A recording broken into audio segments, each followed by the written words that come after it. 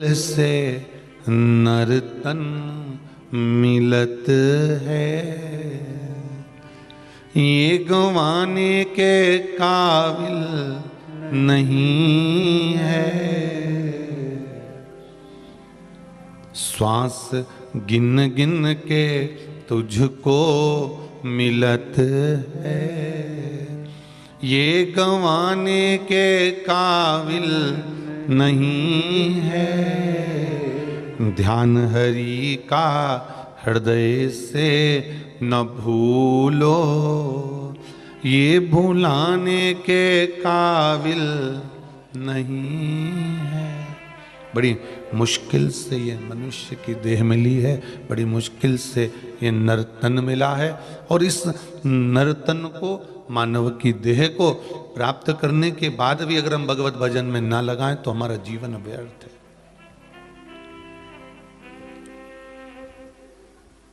संपूर्ण श्रोता भाई बहनों को मकर संक्रांति की बहुत बहुत बधाई। 2 दिवसीय मकर संक्रांति महोत्सव आप लोग मना रहे हैं, 14 तारीख का और 15 तारीख का।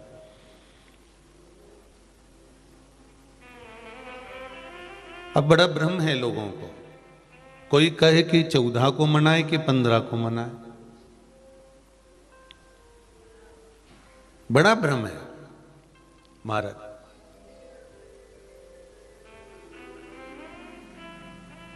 कोई लिख दिया कि 14 को मना लो, दोपहर 2 सवा 2 तक आ जाएगी, फिर किसी ने कह दिया शाम को आएगी, फिर किसी ने कहा कल पहुंचेगी, तो बड़ा भ्रम है। फिर कहा पर्व का स्नान इतने बजे कर लेना, पर्व का स्नान इतनी बजे तक कर लेना। पर अगर शिव महापुराण की कथा तो कहती है 14 और 15 2 दिन अगर मकर संक्रांति है तो आपको समय भगवान के भजन का, दान का, पुण्य का, संकीर्तन करने का और भगवत स्मरण करने का, ये शिवजी ने कृपा कर कर 2 दिन आगे बढ़ा कर दे दिया है कि आप भगवत भजन करो, आप स्मरण करो, आप दान करो। अगर वंचित रह जाओ 14 से तो 15 को कर लो, पर भगवत स्मरण में लगो।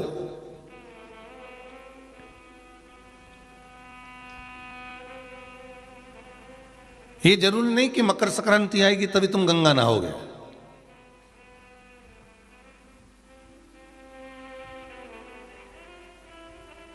ये जरूरी नहीं है कि दीपावली आएगी तभी तुम दीप जलाओगे। महाराज, यहां तो शिव महापुराण की कथा कहती है हर उत्सव, प्रत्येक दिन, प्रत्येक घड़ी, प्रत्येक पल, प्रत्येक समय, जो समय चल रहा है आप उसको उत्सव सा मनाइए। कि श्वास रुक जाएगी चलते चलते, क्षमा बुझ जाएगी जलते जलते, दम निकल जाएगा रोशनी का, क्या भरोसा है इस जिंदगी का। हर समय, हर पल, हर घड़ी, हर क्षण को आप उत्सव मना लीजिए।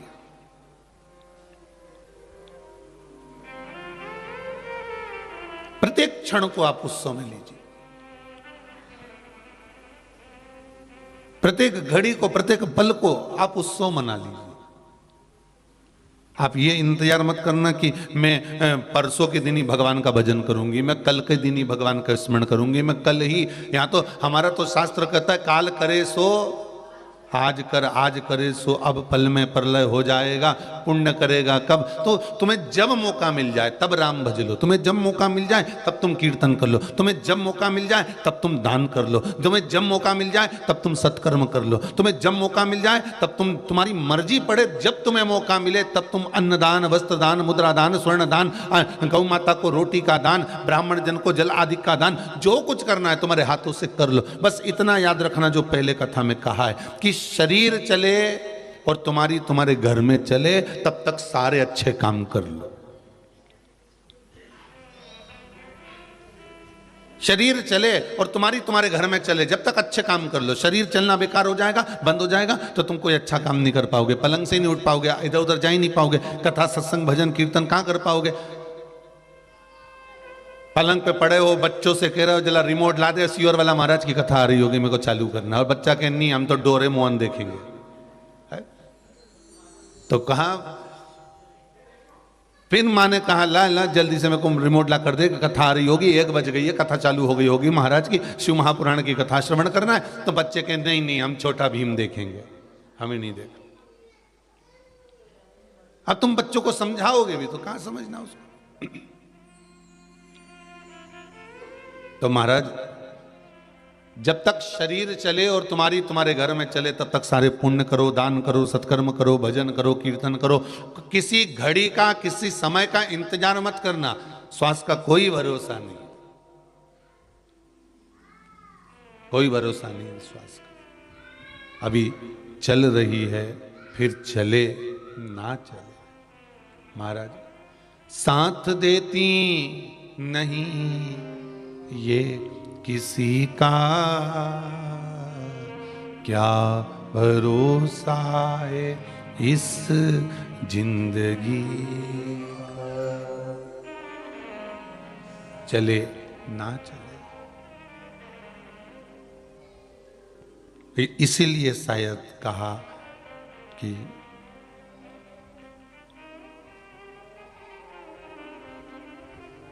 वो कहते हैं ना कि तेरा पल पल बीता जाए, मुख से जप ले नमः शिवाय, ओम नमः शिवाय, ओम नमः शिवाय, ओम नमः शिवाय, ओम नमः शिवाय। ये मौका मिला है भगवत स्मरण करने का, भजन करने का, कीर्तन करने का, मंत्र जाप करने का, ये मौका मिला है, इसको त्यागना नहीं है हमको।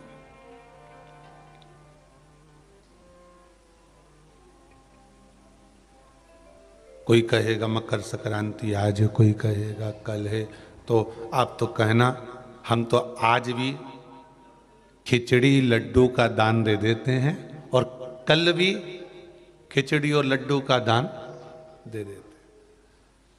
तो कि 2-2 दिन देने से कौन सा फायदा है, तो कि भगवान समझ जाएगा, जिस दिन का होगा उस दिन मान लेगा, है? हम दोनों दिन। बहुत चतुर लोग होते हैं जिनको टिकट करवाना होता है ना रेलवे का, वो बहुत चतुरता अपनाते हैं महाराज जी। अगर स्लीपर का डाल देते हैं, कई स्लीपर का डाल दो, अगर और फिर एसी का डाल दो, सेकंड एसी का डाल दो, थर्ड एसी का डाल दो। जब सेकंड एसी थर्ड एसी का टिकट तो क्लियर नहीं है, मम्मी इसमें टिकट नहीं मिल रहा, वेटिंग चल रही है, तो क्या स्लीपर का भी डाल दे। अगर क्लियर हो गई तो इधर और नहीं हुई तो उधर, तू तो डाल।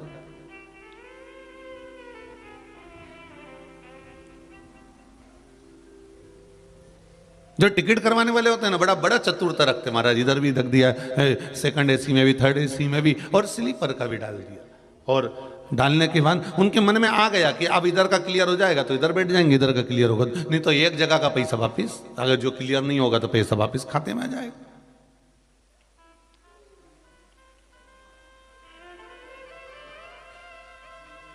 महाराज जब मौका मिल जाए आपको, जैसा मौका मिल जाए, उस भाव में आप भगवान का भजन, दान का कोई समय नहीं है, भजन का कोई समय नहीं है, स्मरण का कोई समय नहीं है, पुण्य करने का कोई समय नहीं है। हाँ, पाप करने के लिए आगे जा रहे हो तो थोड़ा समय लगा देना, पर दान करने, पुण्य करने, सत्कर्म करने जा रहे हो तो बिल्कुल समय मत लगाना।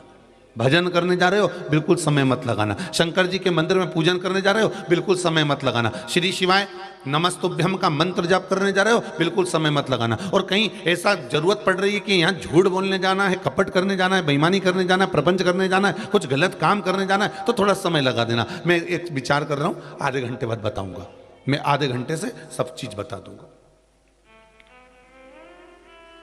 मैं विचार कर रहा हूं, और फिर फोन करेगा वो, भैया देखो वो बहुत जरूरी काम है, तुम कर लोगे क्या? मैं बस 1 घंटे में, अगर कोई गलत चीज है, अगर कोई गलत काम है तो उसमें आप थोड़ा समय लगा दीजिए, मैं आधे घंटे से बताऊंगा, 1 घंटे से बताऊंगा, 2 घंटे से बताऊंगा। और कोई पुण्य का कार्य है, सत्कर्म है, भजन है, कीर्तन है, मंत्र जापे, नाम जापे, तो तुरंत मैं बस आ ही रहा हूं, अभी अभी आया मैं शिव जी के मंदिर, तू चल, मैं पहुंचा, अब भी पहुंचा मंदिर।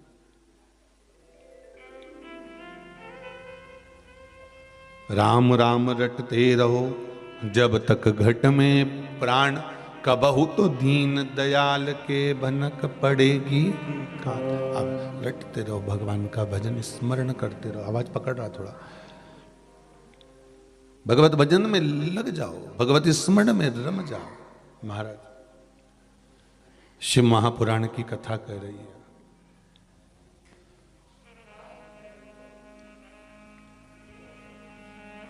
प्रत्येक पवित्र नदी पर अगर आप जाएंगे, प्रत्येक पवित्र नदी पर, आज मकर संक्रांति का पर्व है, आज और कल 2 दिन, प्रत्येक नदी पर, प्रत्येक पावन नदियों पर आप जाएंगे तो वहां पर एक घाट मिलता है, जिस घाट का नाम होता है राम घाट। बोलो सही है कि गलत है? कौन सा घाट है वो? राम घाट।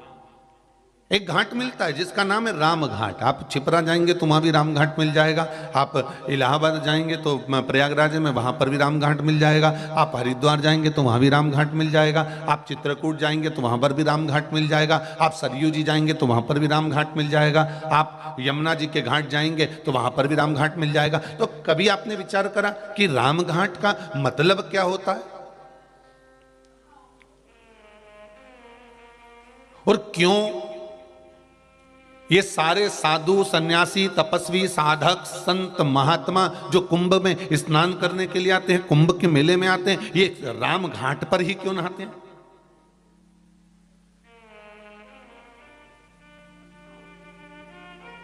कभी मन में विचार करिएगा कि राम घाट क्यों?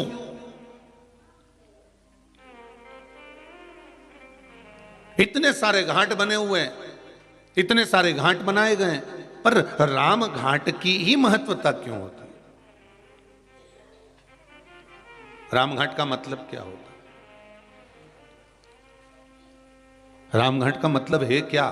तो राम घाट का मतलब शिव महापुराण की कथा कह रही है, शास्त्र वर्णन करता है, हमारे वेद और शास्त्र कहते हैं राम घाट का मतलब केवल ये नहीं कि एक घाट का, जहां केवल राम जी के समय पर, मेरे राघव जी के समय पर जिस घाट का निर्माण हुआ है, मेरे राम जी के समय पर जो घाट बनाया गया था, मेरे राघव जी के समय पर, मेरे राम जी के समय पर जो घाट का निर्माण हुआ था, वो घाट कोई साधारण नहीं था।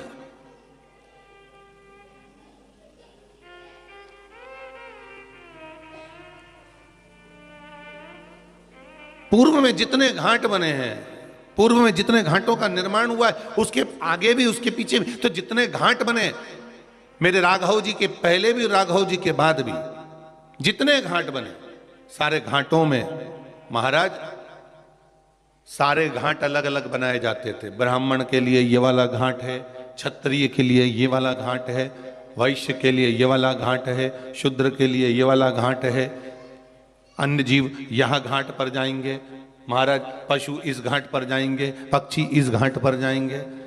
सारे घाटों का निर्माण अलग अलग कर दिया गया, सारे घाटों को अलग अलग बना दिया गया। पर मेरे राघव जी के राजपाट के समय पर, मेरे राघव जी के, मेरे राम जी के राज्य के समय पर सारे घाट हटा दिए गए, केवल एक घाट बना दिया गया। कौन सा घाट था? राम घाट। जितने आस्था पर कथा सुन रहे हो, मोबाइल पर सुन रहे हो, बिल्कुल ध्यान से सुनना। मेरे राम जी के समय पर सारे, ना ब्राह्मणों के लिए, ना क्षत्रिय के लिए, ना वैश्य के लिए, ना शूद्र के लिए कोई घाट अलग नहीं, कि पशु के लिए, कि पक्षी के लिए कोई घाट अलग नहीं। मेरे राम जी के समय पर एक घाट होता था, वो था राम घाट, अर्थात सातों जात का जीव उस घाट पर जावे और भगवान की भक्ति में डुबकी लगावे। राम कथा, शिव कथा, कृष्ण कथा, भागवत कथा, रामचित मानस, विष्णु कथा, दैवी कथा, ये 33 कोटि देवताओं के जितनी कथा है, ये राम घाट की तरह है कि यहाँ केवल एक के लिए नहीं, कि ब्राह्मणों के लिए है, कि ये क्षत्रियों के लिए है, कि ये वैश्यों के लिए है, कि ये शूद्र के लिए है, ये सातों जात के लिए। शिव महापुराण की कथा, राम कथा सातों जात के लिए, कृष्ण कथा सातों जात के लिए।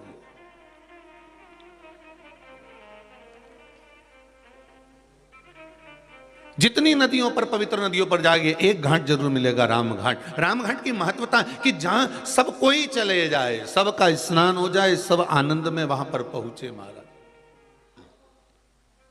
को उतार कर रखना कि मेरे राघव जी के समय पर कोई भेदभाव नहीं था। मेरे राघव जी के समय पर सारे घाट हटाकर केवल एक घाट कर दिया गया था, वो था राम घाट।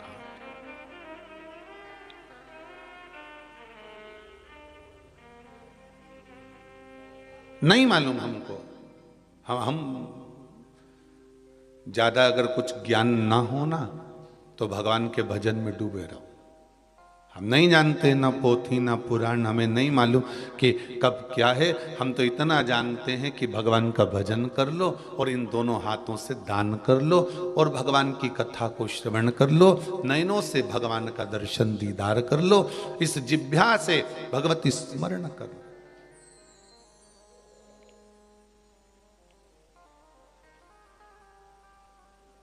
महाराज, एक बार नामदेव जी महाराज जी से पूछ लिया था। संत श्री नामदेव जी महाराज जी से किसी ने पूछा, गुरुजी ये बताओ कि तुम कहते हो कि भगवान का भजन करो, भगवान का भजन करो, भगवान का स्मरण करो, भगवान का भजन करो, स्मरण करो, भगवान का नाम लो, पर भगवान तो हमको कभी दिखता ही नहीं है। भगवान भी तो नजर आना चाहिए कि भगवान है कहां आखिर। नामदेव जी ने कहा, अपने चेले से जा एक जरा लोटा भर लिया और थोड़ा एक कटोरी में नमक लिया। अब चेला गया, एक लोटा पानी भर लाया और एक कटोरी में नमक लिया है। नामदेव जी महाराज ने कहा, नमक इसमें डाल दे और चम्मच से हिला दे उसको। और नामदेव जी के कहने से पानी में डाल दिया, हिला दिया। अब नामदेव जी महाराज बोले, ये बता इसमें नमक कहीं दिख रहा है? अरे गुरुजी, आप भी ऐसी बात करते हो, कटोरी भर के नमक डाला तो था जब दिख रहा था। पानी में दिख रहा है क्या कि नहीं? अब पानी में नजर नहीं आ रहा ना, तो अब एक काम कर, चख के बता कि नमक है कि नहीं। उसने पानी को मुख में लिया तो क्या, गुरुजी इसमें तो नमक है। पानी में नमक नहीं दिख रहा है, पर चखोगे तो नमक का स्वाद आएगा। अब गुरुजी ने कहा, एक काम कर, इसको पानी में उकाल, इस पानी को गर्म कर ले, उकाल ले। और पानी को जो उकालना चालू करा, गर्म करना चालू करा, वो पानी धीरे धीरे धीरे धीरे भाप बनकर उड़ गया और पूरे भगोने में, पूरी कढ़ैया में सफेद सफेद छोटे छोटे नमक के दाने रह गए। गुरुजी ने कहा, अब क्या दिख रहा है? तो क्या गुरुजी, नमक के छोटे छोटे कण है।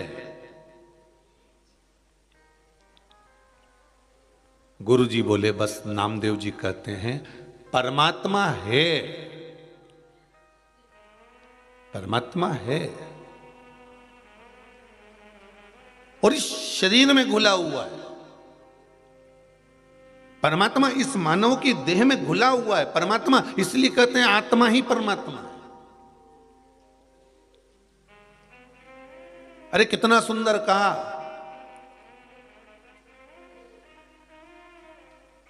किसी को झूठ बोलकर और किसी के साथ में छल कर किसी को धोखा देकर, यह मत समझना कि यह मूर्ख है।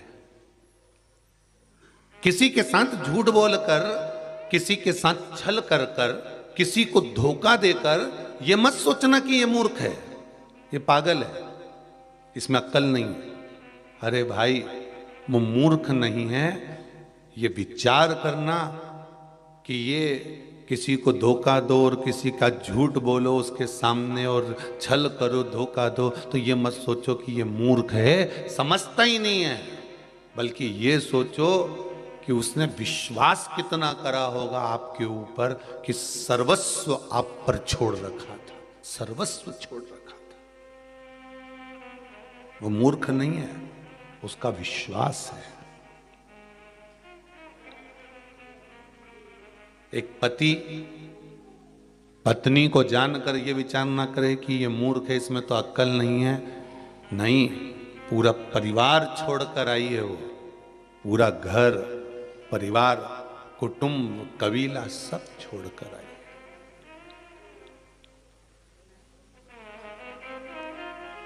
पत्र तो हम लेकर नहीं आए, यहां पर तो केवल अभी पब्लिक अलाउ नहीं है, लोग भगत लोग। तो जिन्होंने डाक द्वारा पत्र भेजे हैं उसमें एक पत्र भेजा हुआ है।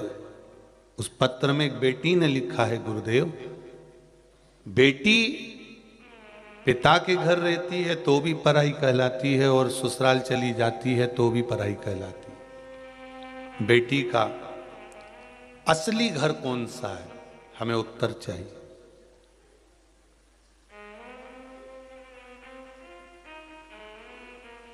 उसका सही घर कौन सा है?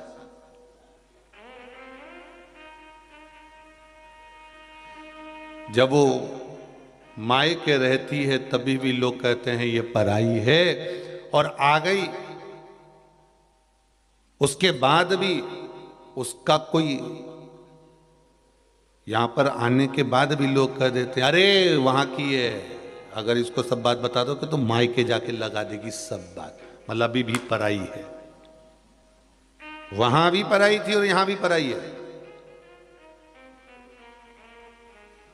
तो पूछा उस बेटी ने कि उस बेटी का सही स्थान, सही घर कौन सा है? तो मैं निवेदन करूंगा उस बेटी से कि ना मायका ना ससुराल, सबके हृदय में तेरा घर है। तो जिसके हृदय में घर बना सकती है बना ले। ना मायका ना ससुराल, तो जिसके हृदय में पति के साथ रह रही है तो पति के हृदय में घर बनाती है, बेटे के साथ रह रही है तो बेटे के हृदय में घर बनाती है, अपने पिता के साथ रह रही है तो पिता के हृदय में घर बनाती है, अपनी बहन के साथ रह रही है तो बहन के हृदय में घर बनाती है। वो विचार करो, तुम्हारा पति और तुम्हारे पिता तो एक या दो मकान बनाते हैं और उस पर अपना नाम लिख देते हैं, पर तू जब किसी के हृदय में घर बनाती है तो नाम नहीं लिखती, अपना हृदय ही उसके नाम कर देती है। ये चित्त, कोई घर तुम्हारा नहीं, ना मायका ना ससुराल।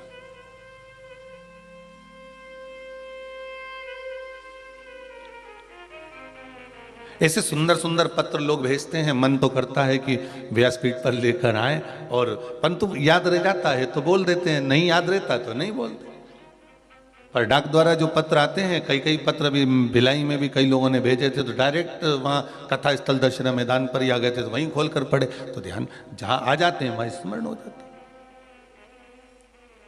और जब तक कोरोना चले, कोरोना महामारी जब तक चल रही है, तब तक आप कुबेरेश्वर धाम में कथा सुनने ना आए।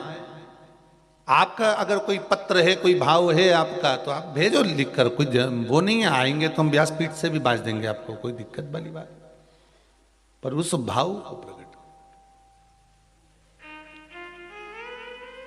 शंभु शरणे पड़ी मांगू घड़ी रे घड़ी, दुख काटो दया करी ने दर्शन आपो। तो निवेदन है, किसी के साथ झूठ करना, किसी को धोखा देना, किसी के साथ छल करना, तो ये विचार मत करना कि वो मूर्ख है, वो पागल है, उसमें अक्ल नहीं है। अक्ल बहुत है, पर ये विचार करना कि अक्ल नहीं, उसका विश्वास तुम पर इतना था, इसलिए उसने ना कुछ देखा ना जाना, बस सब छोड़ दिया तेरे ऊपर, और तुमने उसको मूर्ख समझ लिया।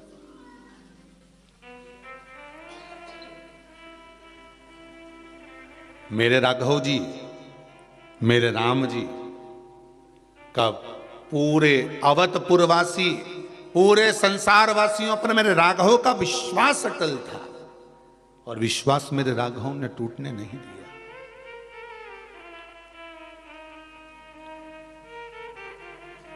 विश्वास मेरे राघव ने टूटने नहीं दिया। भरोसो दृढ़ चरणन केरो। तो आपका मन करे तब आप दान करो, आपका मन करे तब आप पुण्य करो, आपका मन करे तब आप सत्कर्म करो, पर इस शरीर को गंवाने से पहले रामकृष्ण शिव का स्मरण करो।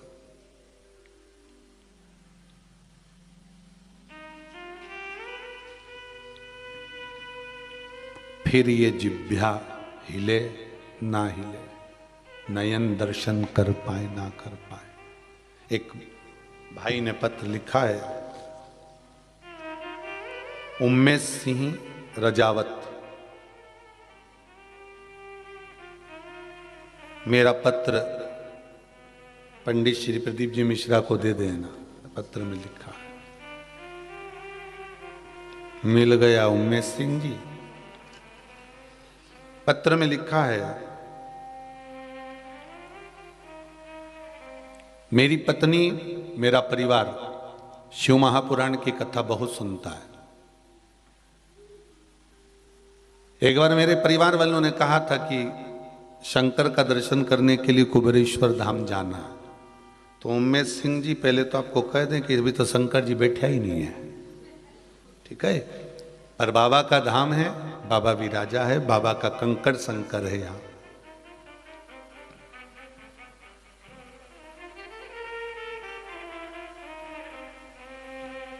कोटा राजस्थान का मैं रहने वाला हूं।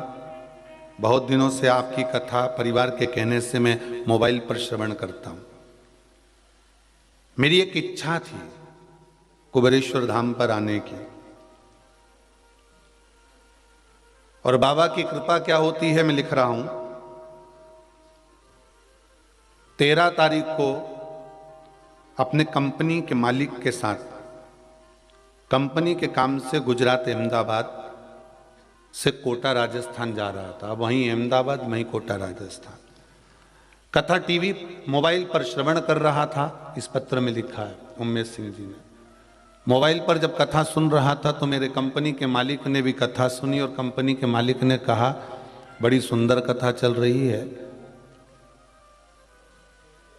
उस बीच में मैंने कह दिया कि कुबेरेश्वर धाम से चल रही है, ऑनलाइन कथा आ रही है। तो मेरे कंपनी के मालिक बोले एक काम करो, गाड़ी को घुमा लो, सीधे कुबेरेश्वर धाम ही चलते हैं। 600 किलोमीटर गाड़ी को रन करते हुए पहुंचा। रात को 3 बजे इस कुबेरेश्वर धाम को प्रणाम करा। सुबह 4 बजे वापस यहां से रवानगी ले ली है, और मैं अपने गांव के लिए रवाना हो रहा हूं। ये पत्र में लिखा है कोटा से। विश्वास प्रबल है। अब रात भर चला हुआ होगा, तब यहां पहुंचा होगा, प्रणाम करा होगा, फिर गया होगा। उसने एक पत्र में नीचे लाइन लिखी है, कथा तो हम मोबाइल पर सुन लेते हैं, पर भूमि को प्रणाम करना था, नमन करना था।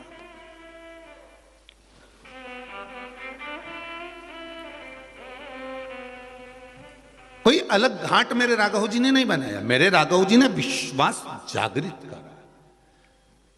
और एक आपसे निवेदन करेंगे, किसी भी पुण्य नदी पर जाना, हरिद्वार जाओ, चाहे प्रयागराज जाओ, चाहे नेमिष जाओ, चाहे आपकी मर्जी पड़े, आप चित्रकूट जाओ, चाहे आप अयोध्या जाओ, चाहे आप काशी जाओ, चाहे आप उज्जैनी जाओ, जितनी पवित्र नदियों पर जाते हो, एक मन में ध्येय बनाकर जाना कि हम सारे घाटों का दर्शन करें, मना नहीं है, पर हमको एक बार राम घाट जरूर जाना।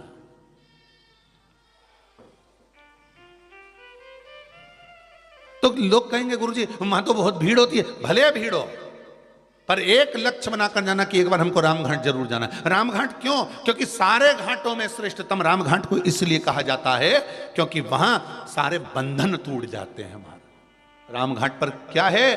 कोई दुनिया के लोग आपसे पूछेंगे कि एक ऐसा रामघाट पर क्या है, रामघाट पर है क्या, तो आप कह सकते हो कि दुनिया के सारे बंधन अगर कटते हैं तो रामघाट पर कटते हैं महाराज। चाहे वो छिपरा महारानी का राम घाट हो, चाहे गंगा महारानी का राम घाट हो, चाहे सरयू महारानी का राम घाट हो, चाहे वो त्रिवेणी संगम का राम घाट हो, चाहे काशी का राम घाट। राम घाट पर व्यक्ति के बंधन कट जाते हैं, बंधनों से वो मुक्त हो जाता है।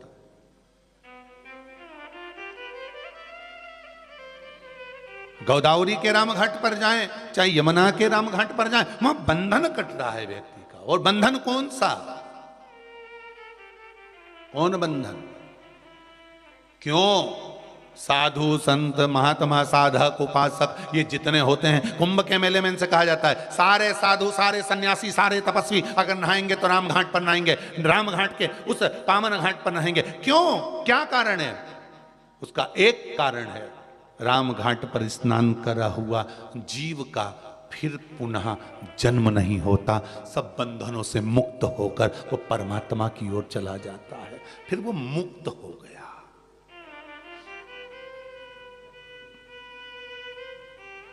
वो मुक्त है।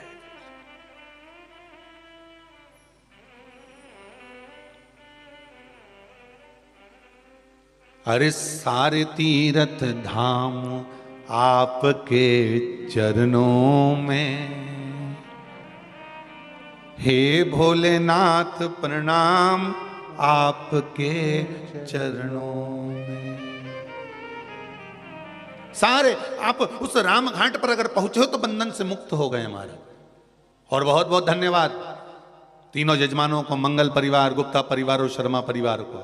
आज राम घाट की कथा करवा कर आपने लोगों को राम घाट में निलवा दिया है। राम घाट की कथा श्रवण कर कर आपने घाट पर स्नान करा दिया।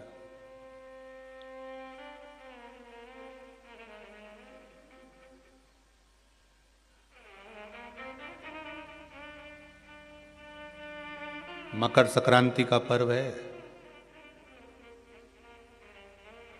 ये कोई मकर संक्रांति ऐसी नहीं पड़ गई, किसी देवता का घर जला था तब जाकर दूसरे घर में प्रवेश किया था, तब मकर संक्रांति हुई थी।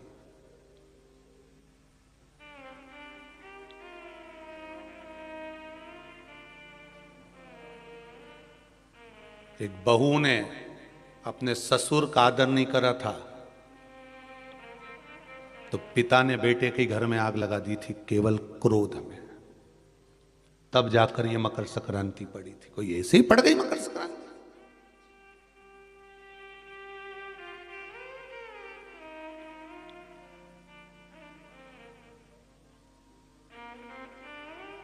कह दिया आपने तो कि मकर संक्रांति का दान बड़ा प्रबल होता है, पर उस दान की महत्वता क्या है?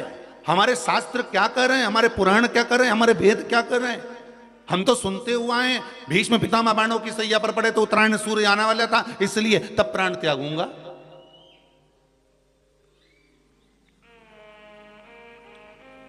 मकर राशि में सूर्य प्रवेश करेगा तब मैं आनंद पाऊंगा, तब मैं दान करूंगा पुण्य। तो आखिर दान की महत्वता इतनी प्रबल कैसे हो गई? वो तिल की महत्वता इतनी प्रबल कैसे हो गई? वो गुड़ की महत्वता इतनी प्रबल कैसे हो गई? कहीं हमारे यहाँ एक भी मैसेज में ये नहीं लिखा हुआ आया होगा कि शक्कर तिल्ली का दान करो, गुड़ तिल्ली का दान करो।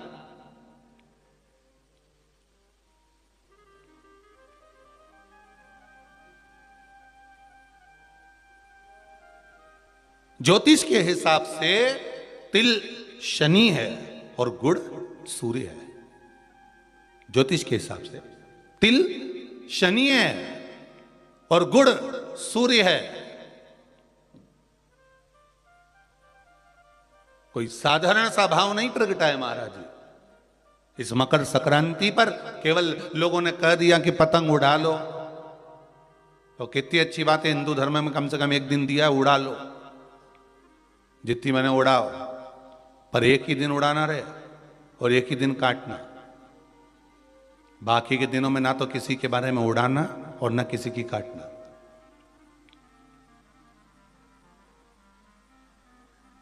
मकर संक्रांति का पर्व देखना है तो पुराना उठाकर देखिएगा कि हमारे यहां मकर संक्रांति का भाव क्या व्यक्त करता था, क्या कहता था। ना तो किसी के बारे में उड़ाओ और ना काटो। किसी की बहन बेटी जा रही है उसकी उड़ा दी, कोई का लड़का है तो उसकी उड़ा दी, कोई की सास है तो उसकी, कोई का ससुरा है तो उसकी, कोई गुरु है तो उसकी, कोई ब्राह्मण है तो उसकी, कोई बड़े से बड़ा मठाधीश पीठाधीश संत महात्मा जोगी सन्यासी तपस्वी जिसको तुम जानते तक नहीं, किसी की बहू बेटी को तुम पहचानते तक नहीं, किसी व्यक्ति को तुम पहचानते तक नहीं, एक बार नहीं मिले, बस एक व्यक्ति ने उड़ाई तो इन्हें भी ढील दे के उड़ाई। अब वो एक ने उड़ाई तो तुमने भी उड़ा दिया। अरे हमारे यहाँ तो हिंदू धर्म में एक दिन दिया है, मकर संक्रांति का दिन, कि खूब छत पर जा उड़ा ले जितनी उड़ाना है, पर किसी की गलत शब्द से मत उड़ाना, किसी के लिए आड़ा टेढ़ा मत बोलना, किसी के लिए ऐसा मत बोल जाना क्योंकि तुम उसको पहचानते ही नहीं हो, बस उसने उड़ाई तुम उसके साथ मिल गए। दे ढील, सर्किल तो तुम ही पकड़े थे। उड़ाए जा उड़ाए जा उड़ाए जा। उन्हें उसकी बेटी के लिए कुछ कहा, 4 लोगों ने मिलकर और कह दिया, 5 लोगों ने मिलकर और कह दिया। किसी के बहू के लिए कहा, एक ने कहा, दूसरे ने फिर कह दिया, 4 ने मिलकर फिर कह दिया। किसी के बेटे के लिए कहा, किसी गुरु के लिए कहा, किसी ब्राह्मण के लिए कहा, किसी संत के लिए कहा, किसी साधु के लिए कहा। किसी ने एक संत पर उंगली उठाई, सबने उड़ाना चालू कर दिया। किसी ने एक गुरुजन पर उंगली उठाई, सबने उड़ाकर चालू कर दिया। हम उड़ा रहे, ना तो जानते ना पहचानते, ना देखा ना भाला, ना कभी उससे मिले ना जाने, बस उसने उड़ाई थी और तुमने जरखिल से ढील देकर उड़ाना चालू कर दिया।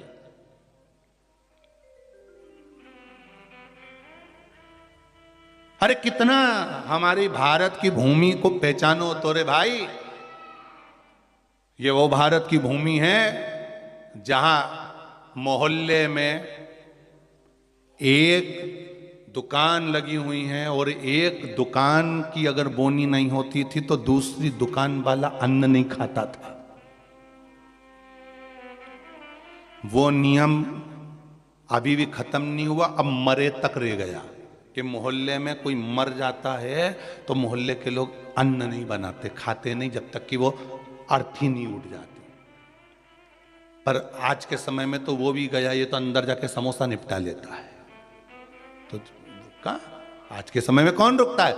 मोहल्ले में मरा, पर पहले नियम था कि एक मोहल्ले में जितनी दुकान होती थी उस दुकान के बाहर एक कुर्सी रखी होती थी। प्रत्येक दुकान के बाहर एक कुर्सी रखी होती थी। ग्राहक आता था, कुर्सी पर बैठता था, कुर्सी पर बैठता, सामान खरीदता, सामान खरीदा जिसकी दुकान से, कुर्सी उस दुकान को जब बाहर रखी थी वो कुर्सी फिर अंदर रख लेता था। अब जिसकी दुकान में कुर्सी अंदर चली जाती थी उस दुकान पर अगर कोई सामान खरीदने आता था तो जो दुकान का मालिक है वो कहता था भैया ये सामान मेरे पास में नहीं है, सामने वाली दुकान पर है, वहां चले जाओ। सामान इसके पास रहता था पर नहीं देता था क्योंकि इसको मालूम है कि मेरी बोनी हो गई है पर सामने वाले की बोनी नहीं हुई है, इसलिए वो कहता था सामने वाली दुकान पे मिल जाएगा, मेरे यहाँ नहीं है। जब वो सामने वाली दुकान पर जाता था, कुर्सी पर बैठता था, सामने वाला उस कुर्सी को उठाकर अंदर रख लेता था। फिर कोई उसकी दुकान पर जाता था, भैया ये सामान है क्या? तो क्या हमारे पास नहीं मिलेगा, वो तीसरी दुकान पर मिलेगा, उसकी यहाँ भेज देते थे कि वहां चले जा, वहां कुर्सी पर। क्यों? क्योंकि अगर हमारे लाइन में, हमारी पट्टी में, हमारे मोहल्ले में अगर किसी एक दुकानदार का अगर बोनी नहीं हुई, बिक्री नहीं हुई, तो फिर हमारा भोजन करना व्यर्थ है। ये हमारा हिंदू धर्म था, ये मेरी भारत भूमि का गौरव था। और एक आज का जमाना, जो मिल जाए जितना मिल जाए निपटा लो, फिर मौका मिले कि नहीं मिले। आज के जमाने में बस निपटाओ, अपन तो काटो, दे के काटो।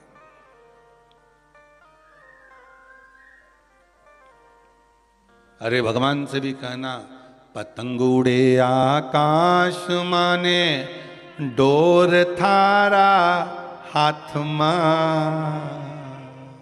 ओ वल्लभ मारी पतंग ऊंची राख जो। श्री जी बाबा मारी पतंग ऊंची राख जो, गोवर्धन बाबा मारी पतंग ऊंची राख, ओ भोले बाबा मारी पतंग ऊंची राख जो। भगवान से प्रार्थना कर, और दिया एक दिन भगवान ने, उड़ा लो जितनी उड़ाना है।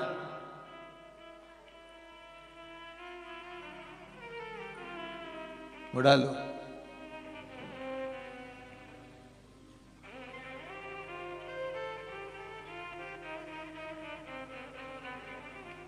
महाराज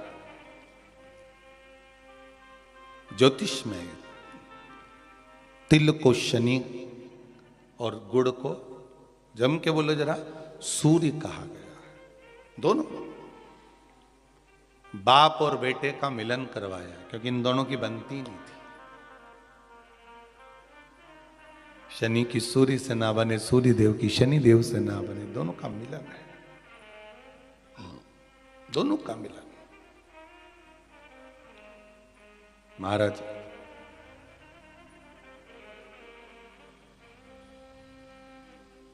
शिव महापुराण की कथा में भाव वर्णन करते हुए मानसरोवर शिव पुराण का स्मरण करें।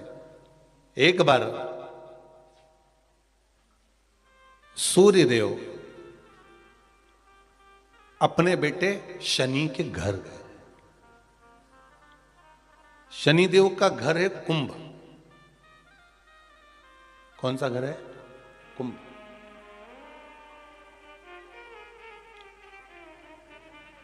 एक सरल भाषा में लेना, घर में अगर ससुर आए, घर में घर का बुजुर्ग आए, बड़ा आए, तो उसका आदर होना चाहिए कि नहीं होना चाहिए। हमारी शिव महापुराण की कथा तो यहां तक कहती है कि आपकी उम्र से अगर कोई बड़ा आ रहा है तो आपको खड़े हो जाना चाहिए, यहां तक शास्त्र कह रहा है। कोई आदरणीय आ रहा है, कोई गुरुजन आ रहा है, कोई साधु जन, कोई सन्यासी, तपस्वी, साधक, उपासक, ब्राह्मण जन, घर के कोई बड़े, माता पिता, ताऊ ताई, चाचा चाची, जो घर के बड़े आ रहे हैं, अगर कोई वयो आ रहा है, कोई वृद्ध आ रहा है, अपने केवल घर के ही नहीं बाहर का भी अगर कोई बड़ा है, आदरणीय है, सत्कार वाला है, सम्मान वाला है, तो उठ के खड़े हो जाना चाहिए।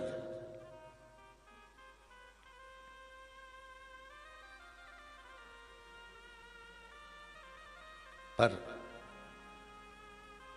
जिन शनि महाराज का विवाह चित्ररथ की कन्या के साथ हुआ था, वो चित्ररथ की कन्या तो ये विचार में पड़ी थी कि मैं स्वयं इतनी प्रबल और जिसका पति इतना प्रबल,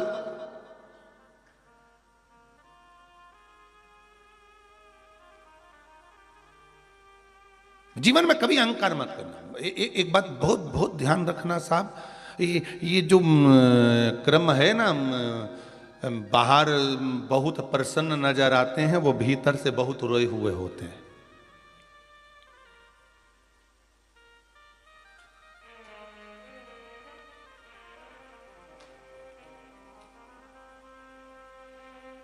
किसी ने पूछ लिया,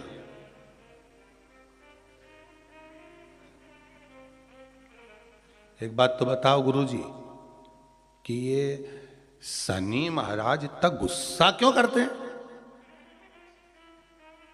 दुकान पे सेठ जी इतना गुस्सा क्यों करते हैं? रोज करते हैं क्या? जम के तो बोलो, रोज करते हैं सेठ जी दुकान पे गुस्सा? जितने लोग आस्था पर कथा सुन रहे हो, मोबाइल पर सुन रहे हो, बड़े ध्यान से सुनना। सेठ जी रोज दुकान पे गुस्सा करते हैं क्या? सर रोज ऑफिस में गुस्सा करते हैं क्या? प्रतिदिन करते हैं क्या? नहीं। कभी कभी सेठ जी को गुस्सा आता है, कभी कभी जो सर हैं उनको गुस्सा आता है, कभी कभी आता है, रोज नहीं करते।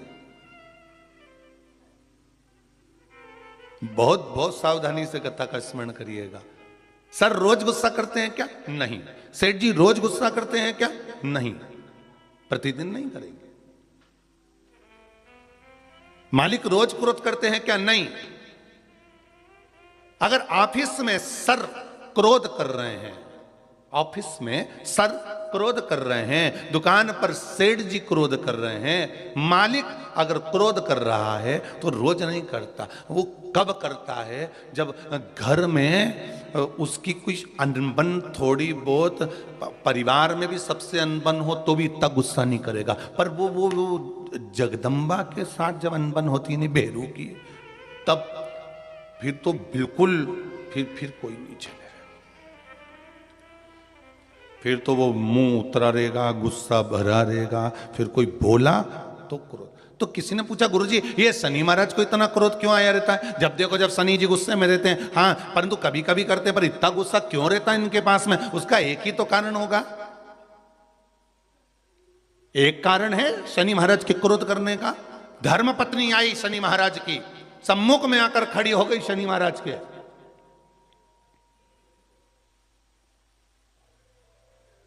और अपने कार्य में शनि महाराज लगे रहे। माना आप व्हाट्सएप चलाओ, पर घरवाली खड़ी है तो थोड़ा सावधानी से एक बार मुंह से बात तो कर लो।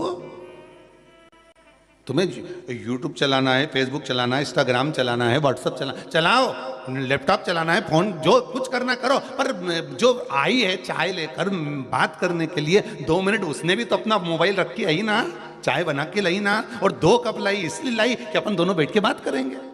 तो शनि महाराज जी की धर्म पत्नी भी ये सोच के आई थी कि मेरे प्रभु के पास में बैठकर मैं थोड़ी चर्चा करूं, मैं थोड़ी बात करूं, पर ये तो देखे ही नहीं लगा। आ गया क्रोध, और क्रोध में बस खड़ी होकर बोल दी, मेरा श्राप है स्वामी तुमको। अब देखिए जरा शनि महाराज की पत्नी, मेरा श्राप है स्वामी तुमको, तुम मुझे नहीं देखे हो, अपने कार्य में लगे हो, मैं श्राप देती हूं, तुम जिस पर दृष्टि दोगे वो जलकर भस्म हो जाएगा। बहुत अच्छे थे शनि महाराज, ऐसा नहीं है, थे अच्छे, परंतु ये जगदम्बा के कारण गुस्सा आ गया बस, और श्राप मिला जिस पे दृष्टि दोगे, बस वो शनि महाराज ने भी सोच लिया अब क्या करूं, श्राप लग गया। भगवान शनि महाराज भी विचार करे कि अब किसी को भी देखूंगा तो, इसलिए शनि महाराज की दृष्टि नीचे रहती है, सामने कभी नहीं रहती। शनि मंदिरों में जितने भी शनि मंदिर हैं, आप सारे शनि मंदिरों में जाकर दर्शन करोगे तो शनि महाराज की दृष्टि सामने है, पर शास्त्र कहता है शनि महाराज ने दृष्टि अपने ऊपर नहीं रखी, नीचे की ओर रखी है, नीचे झुकाकर। अब लोग समझे तो ना, मंदिरों में जितने शनि मंदिर हैं, सब मंदिरों में शनि की दृष्टि सामने रख दी, जो आता है तेल चढ़ाने पूजन करने के लिए दृष्टि सम्मुख होती है। शनि महाराज ने अपनी दृष्टि नीचे रखी है। शनि महाराज दृष्टि कब उठाते? जब किसी को नष्ट करना हो। तुम जिस पर दृष्टि डालोगे वो जलकर भस्म हो जाएगा, ये शनि महाराज की धर्म पत्नी ने कहा है। और आज शनि महाराज जी की धर्म पत्नी जिस घर में निवास कर रही हैं, शनि महाराज जिस घर में निवास कर रहे हैं, उस मकान का नाम क्या है? अभी बताया था, क्या नाम था? कुंभ। अपने भी मकान का नाम होता है ना, कोई ने पितृ कृपा लिख देता है, कोई गुरु कृपा लिख देता है, कोई देव कृपा लिख देता है, कोई लक्ष्मी कृपा लिख देता है, कोई अपने पिताजी का नाम से लिख देता है। मकान का नाम लोग रख देते हैं, हमारे मकान का नाम। तो शनि महाराज के घर का नाम था कुंभ। उस कुंभ मकान में शनि महाराज रह रहे थे, पिताजी का आगमन हो गया। बहुत ध्यान से सुनना, ये मकर संक्रांति की कथा है। पहले मिली कि नहीं मिली वो हम नहीं जानते, पर मकर संक्रांति का भाव को जान लीजिए महाराज, कि क्यों महत्व है दान का, गुड़ और तिल्ली का, क्यों महत्व है सूर्य नारायण के पूजन का।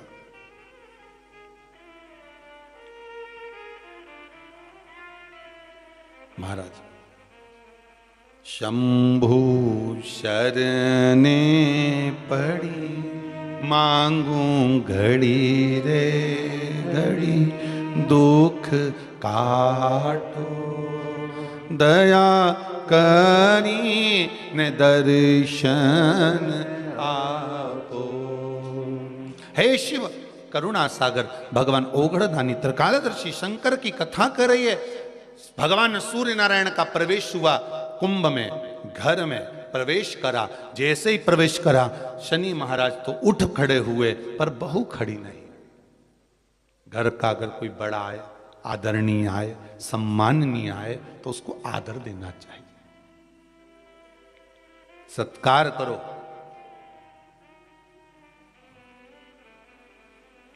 तेरा ही दिया मैंने खाया पिया है, तेरा शुक्रिया है, तेरा शुक्रिया।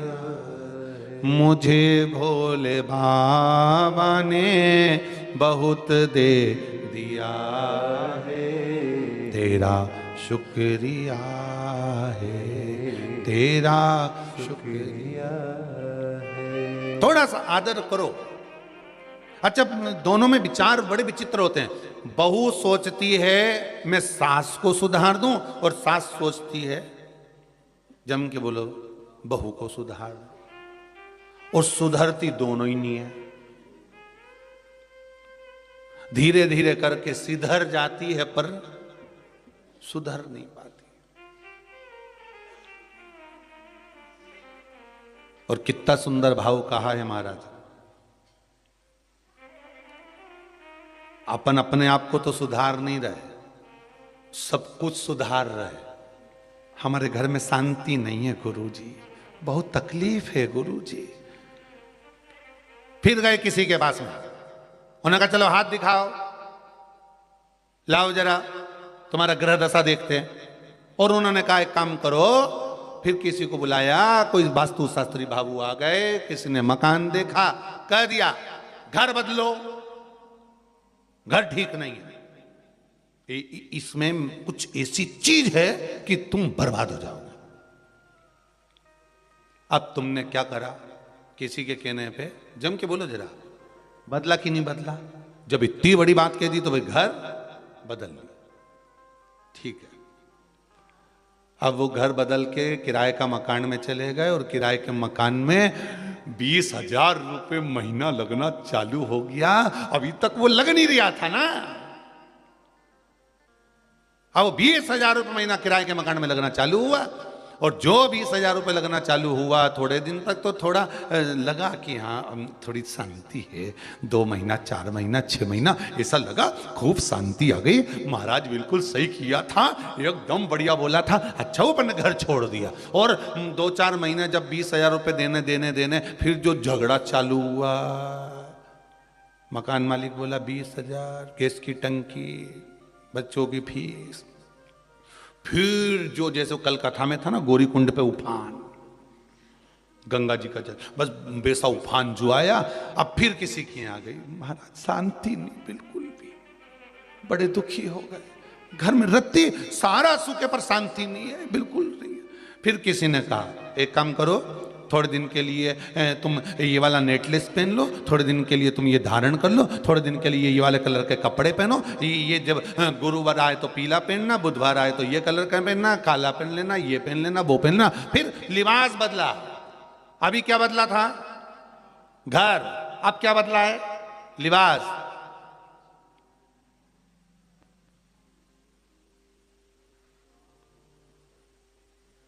थोड़े दिन अच्छा लगा क्योंकि कपड़े चेंज हो गए, मॉल पे से नए आ गए, तो अभी दुखी भी नहीं होंगे क्योंकि अच्छा लगना। फिर 4-6 महीने निकले, 8 महीने, 1 साल निकला। उसके बाद फिर किसी बात बड़े दुखी हो गए, बड़ी तकलीफ है। क्या हुआ? क्या? बस पूछो ही मत, व्यापार में भी बड़ी तकलीफ है, घर में भी है। फिर किसी ने कह दिया तुम्हारे रिश्तेदार तुम पे कुछ करवा रहे हैं। फिर तुम्हारे रिश्तेदार कर रहे हैं। अब क्या करा इसने? रिश्तेदारी छोड़ दी, क्योंकि महाराज जी ने कहा था रिश्तेदार करवा, रिश्तेदारी छोड़ दी। अब अभी क्या बदला था? सबसे पहले जम के बोलते जाओ, घर बदला, फिर लिबास बदला, फिर रिश्ते बदल दिए। अब थोड़े दिन किसी से फोन पे बात नहीं हो रही, किसी से बातचीत बंद हो गई। अब ऐसा लग रहा वो ही करा रही थी, अब तो अच्छी हमारी तबीयत भी अच्छी हो गई। अब 2, 4, 8, 15 दिन, 1-2 महीना, 4 महीना, 6 महीने अच्छे रहे, फिर मालूम पड़े तकलीफ आ गई। फिर किसी ने कह दिया, किसी क्या गया, क्या हुआ? वो तुम्हारा जो सहेली है ना, और वो दोस्त है ना तुम्हारा, बहुत वही सब कुछ कर रहा है। अब बचा कुछ दोस्त बचे थे, सहेली बची थी, तो पहले क्या बदला? घर। फिर क्या बदला? लिबास। फिर क्या बदला? रिश्तेदार। अब क्या बदल रहे हो? एक दोस्त छोड़ा, एक सहेली छोड़ी, दूसरी बना ली। पर शिव महापुराण की कथा कर रही है, जब सब कुछ बदल के देख लो और कुछ बदलने के लिए ना बचे, तो अपने पुराने घर में रहकर अपने आप को बदल कर देख लेना, सब बदला हुआ नजर आ जाएगा। हम खुद को नहीं बदल पा रहे हैं, बाकी के हमने सब कुछ बदल दिया।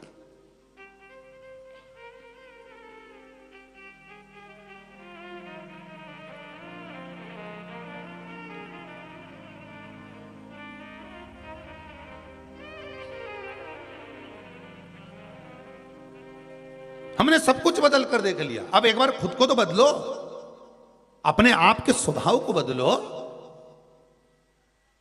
बहू कर रही है मैं सास को बदल दूंगी, सास कहती है मैं बहू को बदल दूंगी। अपने आप को तो बदलो, तुम दूसरे को मत बदलो। ना घर बदलने की जरूरत पड़ेगी, ना लिबास बदलने की जरूरत पड़ेगी, ना रिश्तेदार बदलने की जरूरत पड़ेगी, ना दोस्त बदलने की जरूरत पड़ेगी। खुद का नेचर बदल कर देखिए, खुद का स्वभाव बदल कर देखिए, खुद को बदल कर देखिए, आपको सब बदला हुआ नजर आने लगेगा। हम सबको बदलना चाहते हैं, अपने आप को नहीं। और अपने आप को बदलने का समय आता है तो कहते मैं तो जैसी हूं वैसी रहूंगी। बदलना तुमको पड़ेगा, सास कहती है। बहू तुझे बदलना पड़ेगा। बहू कहती है तो मैं भी जैसी रहती थी वैसी रहूंगी, डोकरी बदले तो बदल, नहीं तो अपन तो ये मायके चले। अब दोनों नहीं बदल रही। अब ये दोनों तो नहीं बदल रही, पर वो भेरू बेचारा मंदिर का घंटा हो गया। इधर से मम्मी चिल्लाए, घंटा बजा के चल जा। इधर से पत्नी चिल्लाए, वो भी बजा दे। बीच में लटक रहा बेचारा। और घंटा भी इतना भारी होता है कि हवा में भी हिलता ही नहीं है, तो वो भेरू बेचारा न हिल सकता है, बस लटका हुआ है। तुम्हारी मर्जी पड़े जब आके बजा के चले जाओ। माँ का पक्ष ले तो पत्नी के, तुम तो अपनी माता के गुलाम बने हुए हो। और अगर ये पत्नी का पक्ष ले तो माँ कहती है तू तो जोरी का गुलाम बना हुआ है। बेचारा बीच में लटका हुआ है। बीच में किसके लिए बोले, क्या बोले? इसीलिए शिव पुराण कहती है क्या किसको रोइए चादर तान के, सो याग लगे बस्ती में अपन रहो मस्ती। अब बदल रहे, कौन बदलेगा?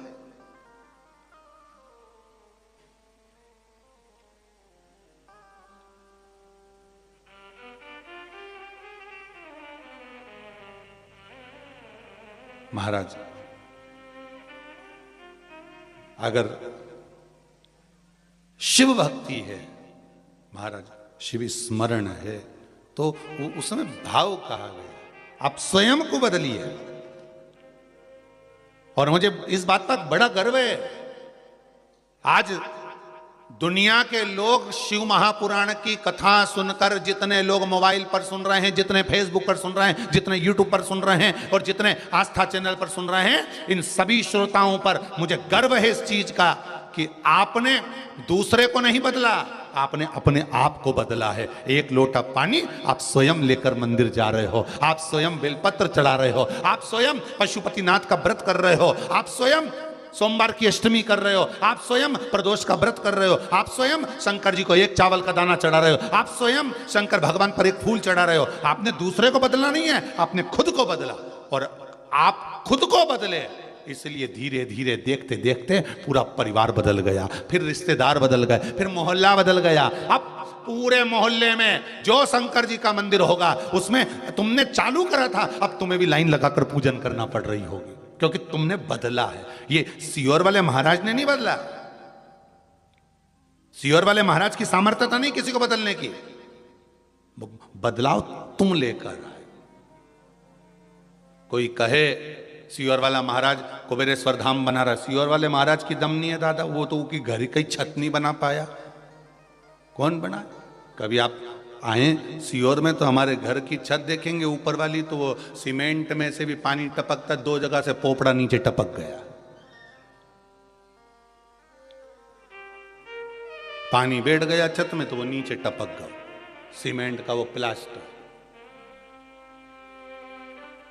जिसकी खुद की सामर्थ्यता नहीं घर बनाने की, वो क्या धाम बनेगा? ये तो कुबेरेश्वर धाम आप सबने बनाया है, आप सबने।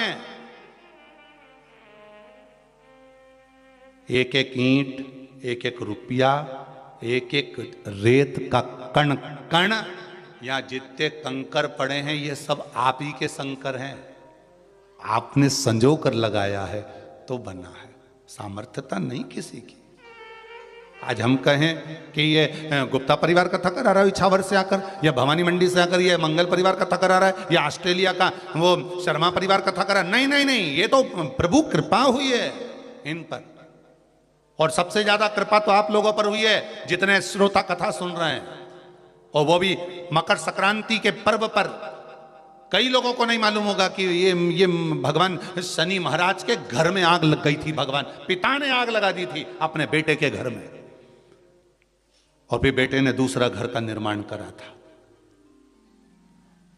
एक घर था कुंभ, फिर इस कुंभ घर में आग लगी थी, तब दूसरा घर बना था मकर। फिर मकर घर में भगवान सूर्य नारायण आए, उनका आदर हुआ, तब जाकर ये मकर संक्रांति हुई। कोई ऐसी हो गई क्या मकर संक्रांति? मकर संक्रांति का मतलब क्या है? क्यों कहते हैं कि ये 13-14 चीजें आप लोग बांटते हो ना, तो किसको बांटते हो? तुमसे छोटी उम्र वालों को बांटोगे? सास क्या बहू को देगी समान? सास बहू को देती है क्या समान? नहीं। बहू किसको देती है? सास को।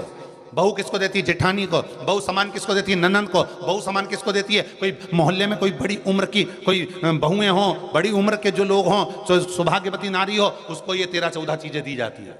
जो भी आप बांटते हो, टीकी का पत्ता हो, सिंदूर की डिब्बी हो, मेहंदी हो, कोण हो, जो भी आप बांट रहे हो, लाली भी बांट देते कई तो उनका क्या है? तो ये जो चीज आप लोग बांटते हो, ये किसको देते हो? आप लोग किसको प्रदान करते हो? छोटे को नहीं, घर से बड़े को, जो आपके अवस्था से बड़े हैं, जो आपसे बड़े हैं, आप उनको दे दो।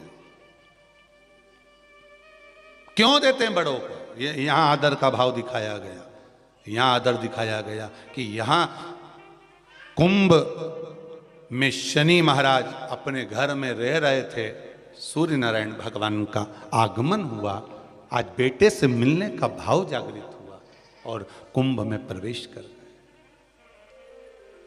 जैसे ही घर में प्रवेश करे, अब घर में प्रवेश करे तो आदर का भाव होना चाहिए था। महाराज आदर का भाव प्रकट होना चाहिए था। अभी कथा में कहा था, कोई घर का बड़ा आए, बुजुर्ग आए, आदरणीय आए, सम्माननीय आए, आपके पास में कितनी भी दौलत हो, कितनी भी संपदा हो, कितना भी धन हो, कितना भी वैभव हो, आप कितनी भी अच्छी कंपनी में जॉब कर रहे हो, आप कितनी भी अच्छी जगह पर पोस्ट पर बैठे हुए हो, आप कितनी भी अच्छी नौकरी कर रहे हो, चाहे आपके पास में बड़े से बड़ा पद क्यों ना हो, पर आपके भीतर बड़ों के पीछे, बड़ों के प्रति सम्मान भाव उत्पन्न होना चाहिए। सम्मान का भाव, एक आदर का भाव। आज सम्मान का भाव प्रकट करिए, आदर का भाव प्रकट करिए।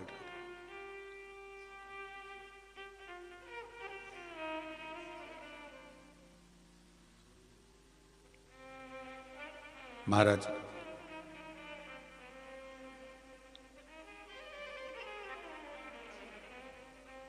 पतंग उड़े आकाश माने, डोर थारा हाथ मार। ओ बाबा मारी पतंग ऊंची राखना, बाबा मेरी पतंग ये ऊंची राखिएगा। मेरे शब्द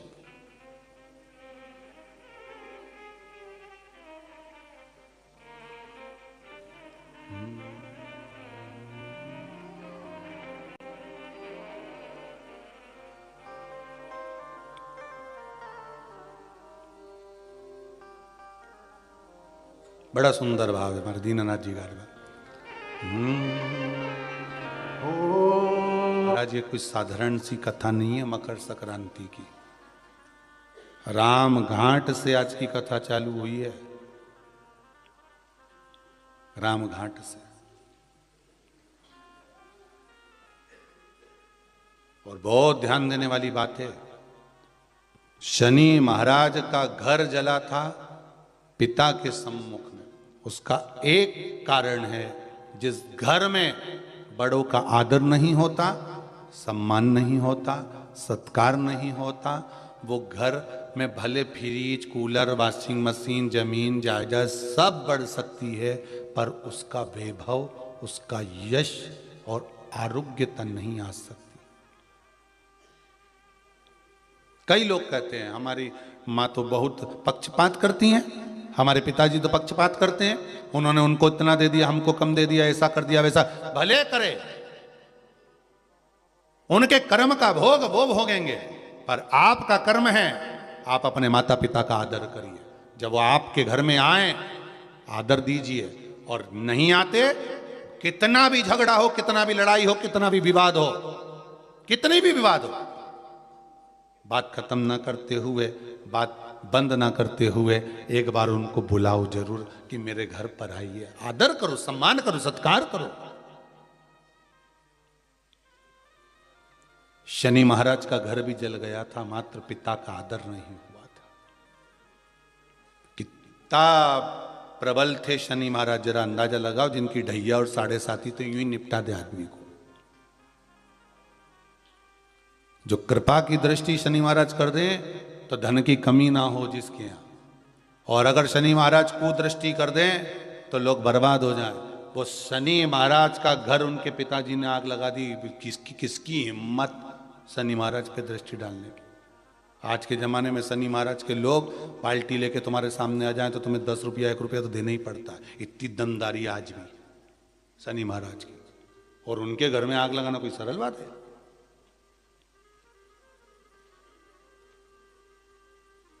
सीधा सीधा बोल्ड आदमी से भिड़े हैं, सीधी बात। आज भी शनिवार की शनिवार आते हैं, जो बाल्टी सामने दी रुपया निकाल कर डालना पड़ता। इतनी दमदारी है, इतनी दमदारी। अच्छा भी पर्स टटोलता रहे, देखो 1 रुपया हो, 2 रुपया। उसने कुछ भी नहीं बोला, बस उसने तो बाल्टी आगे अड़ाई, पहचान गए कि वो का आदमी है, देना पड़ेगा। कितनी बोल्डता होगी, कितनी दमदारी होगी, जरा सोचिए। और वो शनि महाराज का मकान, घर जिसमें शनि महाराज रह रहे थे, उसमें आग लगा दी किसने? सूर्य नारायण भगवान, पिता ने। क्योंकि आदर माँ बाप का अगर नहीं है तो वो जमीन जायदाद किसी काम की नहीं है।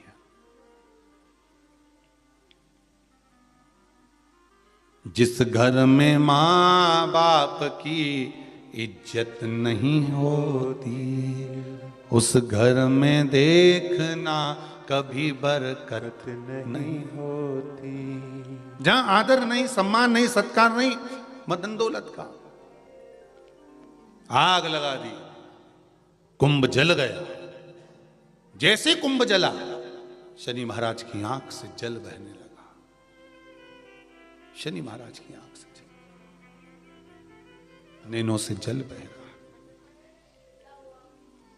धामनी आई,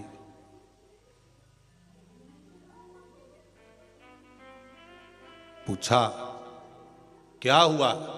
आज घर में आग लग गई। पिता आए थे, उनके लिए कुछ ला नहीं सकी तो? घर का बुजुर्ग आया था, घर का बड़ा आया था, कम से कम आदर तो करना चाहिए। कुछ नहीं, अगर घर का बड़ा आए ना, घर का बुजुर्ग आए ना, घर का कोई बयो व्यक्ति आए तो आदर के 2 शब्द ही बोल लो, बहुत ऐसा मीठे शब्द।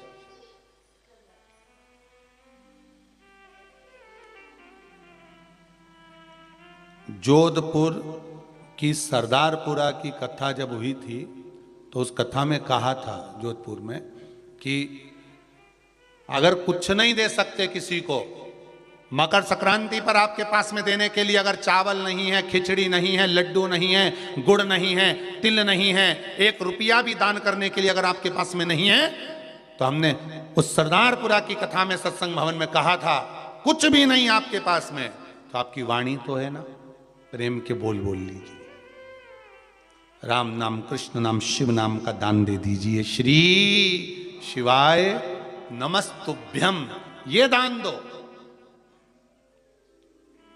नहीं है आपके पास कुछ दान करने के लिए, आप श्री शिवाय नमस्तुभ्यम दान करो। और अगर भगवान ने दिया है आपको थोड़ा बहुत धन, अगर भगवान ने आपको दिया है तो सत्कर्म में लगाने का प्रयास करिए। लगाओ उसको, वो गलत जगह पर लगे उससे अच्छा अच्छी जगह लगा।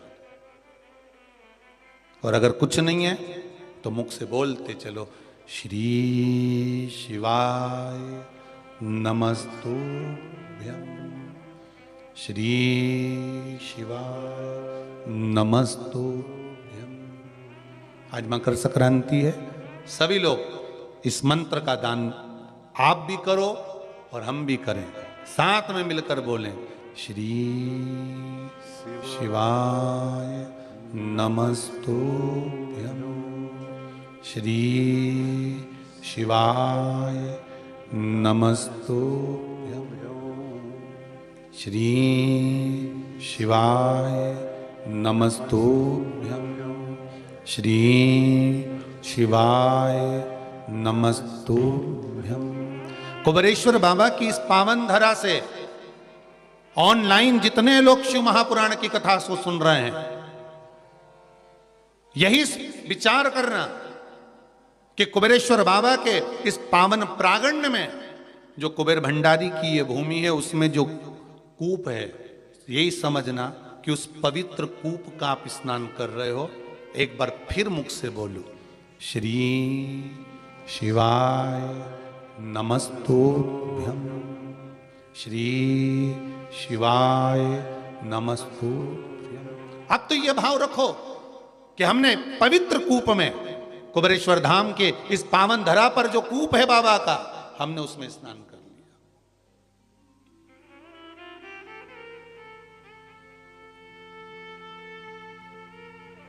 मंत्र का दान दे दो, नहीं है कुछ, मंत्र का दान दीजिए। राम नाम, कृष्ण नाम, शिव नाम दान दो। महाराज, कुंभ जल गया। शनि महाराज ने अपनी पत्नी से कहा, देखो कुछ बचा है घर में, कुछ बचा है घर में, देखिए जरा। शनि महाराज की धर्म पत्नी दौड़ कर गई है और जाकर देखा तो धधक धधक कर जल रहा था, कुछ भी नहीं बचा था, कुछ भी नहीं है। तब शनि महाराज ने अपने पिताजी के चरण पकड़े, गलती हो गई, मेरा पिता आया था, मैं आदर नहीं कर पाया। मेरे पिता आए, सूर्य नारायण आए और मैं आदर नहीं कर पाया। विनती करता हूं, निवेदन करता हूं, पिताजी आप, मैं दूसरे घर का निर्माण करता हूं, उस घर में आप जरूर आना पिताजी।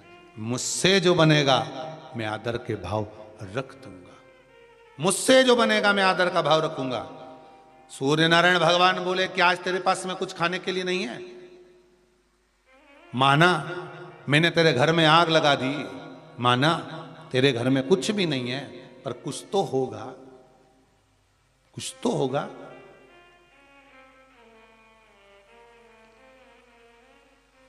अंदर गई चित्ररथ की पुत्री, दौड़ कर गई शनि महाराज की धर्म पत्नी। थोड़ा सा तिल और गुड़ रखा हुआ था, तिल और गुड़ लेके आई, भगवान को देने लगी। सूर्य नारायण भगवान ने कहा, तेरे घर को आग मैंने लगाई है, इस तिल और गुड़ को तो मैं उस दिन लूंगा जिस दिन तू नए घर में प्रवेश करेगा, और मैं स्वयं तेरे उस घर में आऊंगा, आदर देखूंगा, तब तुझे देखकर जाऊंगा। भगवान ने, शनि महाराज ने नया घर बनाया जिसका नाम था मकर।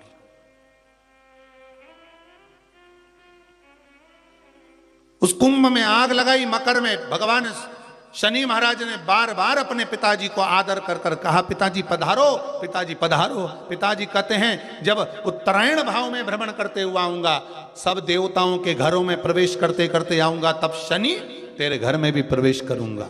तब मकर में प्रवेश किया तो शनि महाराज की पत्नियां दौड़कर तिल गुड़ से अपने पिता का आदर करने लगी। जानकर सूर्य नारायण भगवान ने वर प्रदान कर दिया। आज मैंने इस मकर राशि में प्रवेश करा है, मकर के अंदर प्रवेश करा है, जो मुझे गुड़ और तिल्ली का दान देगा, सूर्य को अर्घ देगा, सूर्य का स्मरण करेगा, मेरा स्मरण करने वाला कभी खाली नहीं रहेगा। जैसे शनि को नया भवन दिया, जो मुझे आनंद से स्मरण करेगा, आज के दिन जो दान पुण्य भजन कीर्तन स्मरण करता है, पुराण और वेद को श्रवण करता है, मेरी पावन चरित्र को सुनेगा, उसको भी मैं नूतन नूतन भाव प्रदान करता रहूंगा, नूतन भाव। इसलिए होती है मकर संक्रांति और तिल और गुड़ का दान। मैं धन्यवाद दूंगा सभी श्रोता भाई बहनों को जिन्होंने गौ माता के लिए गुड़ के दान के लिए शुल्क जमा कर कर यहाँ पर मैसेज किया, उसके लिए भी धन्यवाद है। जो शिव मंदिर के लिए दान दे रहे हैं। और एक निवेदन करूंगा आप सबको, आजीवन भोजन भंडारे वालों को खास तौर से कहूंगा कि आप लोग जो आजीवन भोजन भंडारे के सदस्य बन रहे हो, उनसे निवेदन है कि अगर 14 तारीख और 15 तारीख को आजीवन भोजन भंडारे के सदस्य बन रहे हो तो अलग से कोई तारीख मत लिखाओ। आप तो अगर तारीख लिखाना है कि हम आजीवन भोजन भंडारे के सदस्य बन रहे हैं तो 14 तारीख मकर संक्रांति लिखाओ। उसका कारण है, कम से कम आज के दिन आजीवन भोजन भंडारा, मतलब अपन रहें ना रहें पर आपके निमित्त, आपके द्वारा यहां लोग भोजन तो कर लेंगे, सुख तो पाएंगे। तो आजीवन भोजन भंडारे वाले ध्यान रखें कि कोई तारीख मत बदलो आप तो कि हमारे जन्मदिन पे करना या नहीं, आप तो 14 मकर संक्रांति की हमने लिखा दी, मतलब आज करा तो आज ही का लिख लो, आप तो मकर संक्रांति पे करा दीजिए।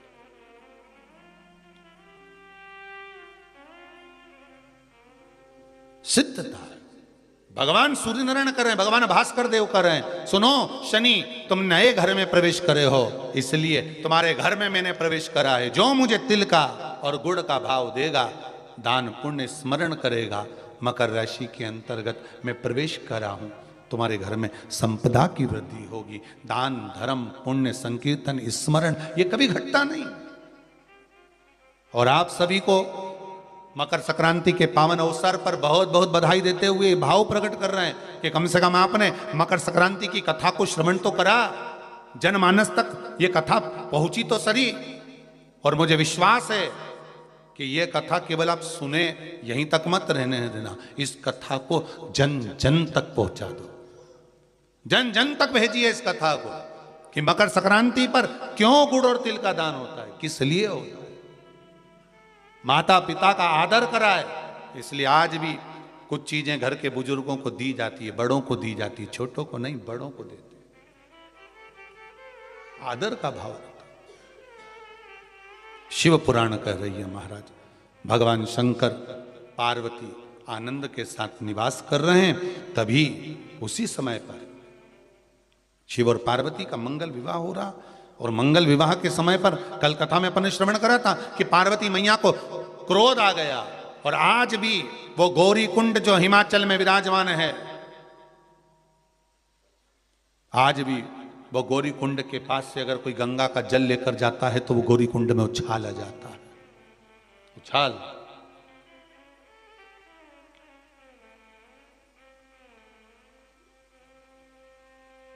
साधारण गौरी कुंड नहीं है, बड़ा सुंदर है महाराज। कभी आपको मौका मिले, आप कैलाश का दर्शन करने नहीं जा सकते,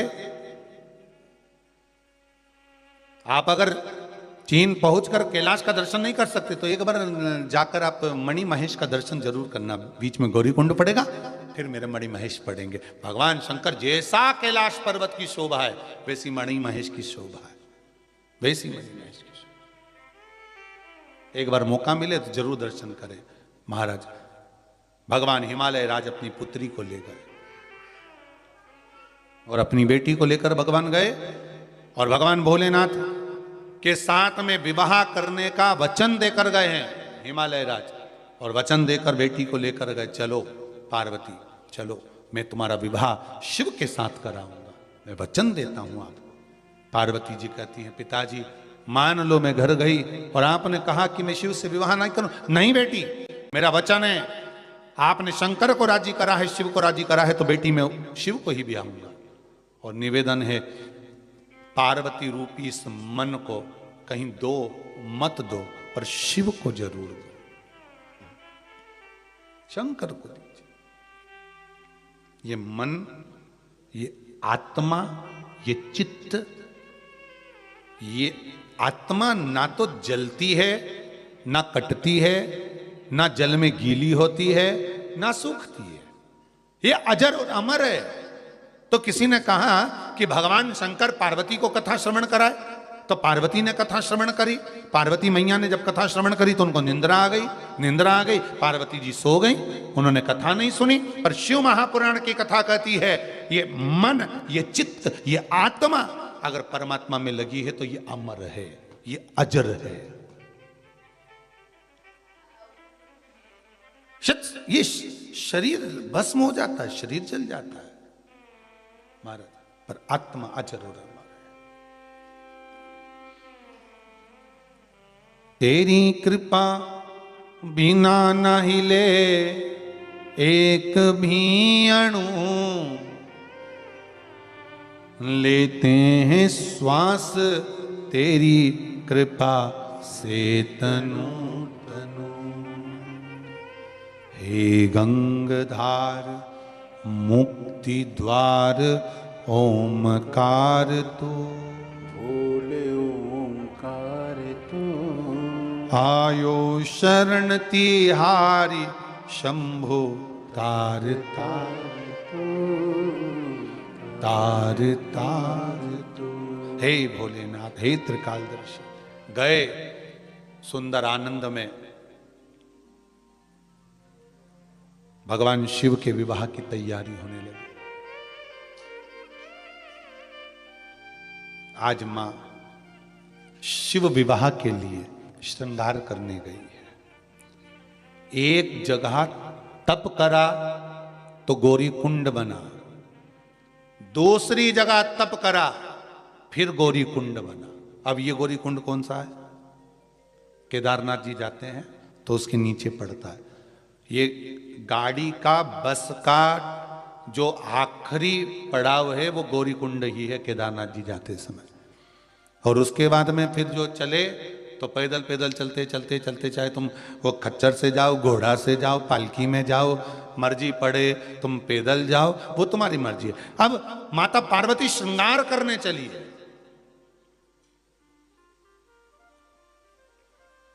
एक गौरी कुंड पर बैठकर तप करा है, एक गौरी कुंड पर बैठकर तप करी है, और तप करने से भगवान शंकर को प्राप्त करा है, शिव को प्राप्त करा है। और अब की बार जा रही है वो गौरी कुंड पर श्रृंगार करने के लिए।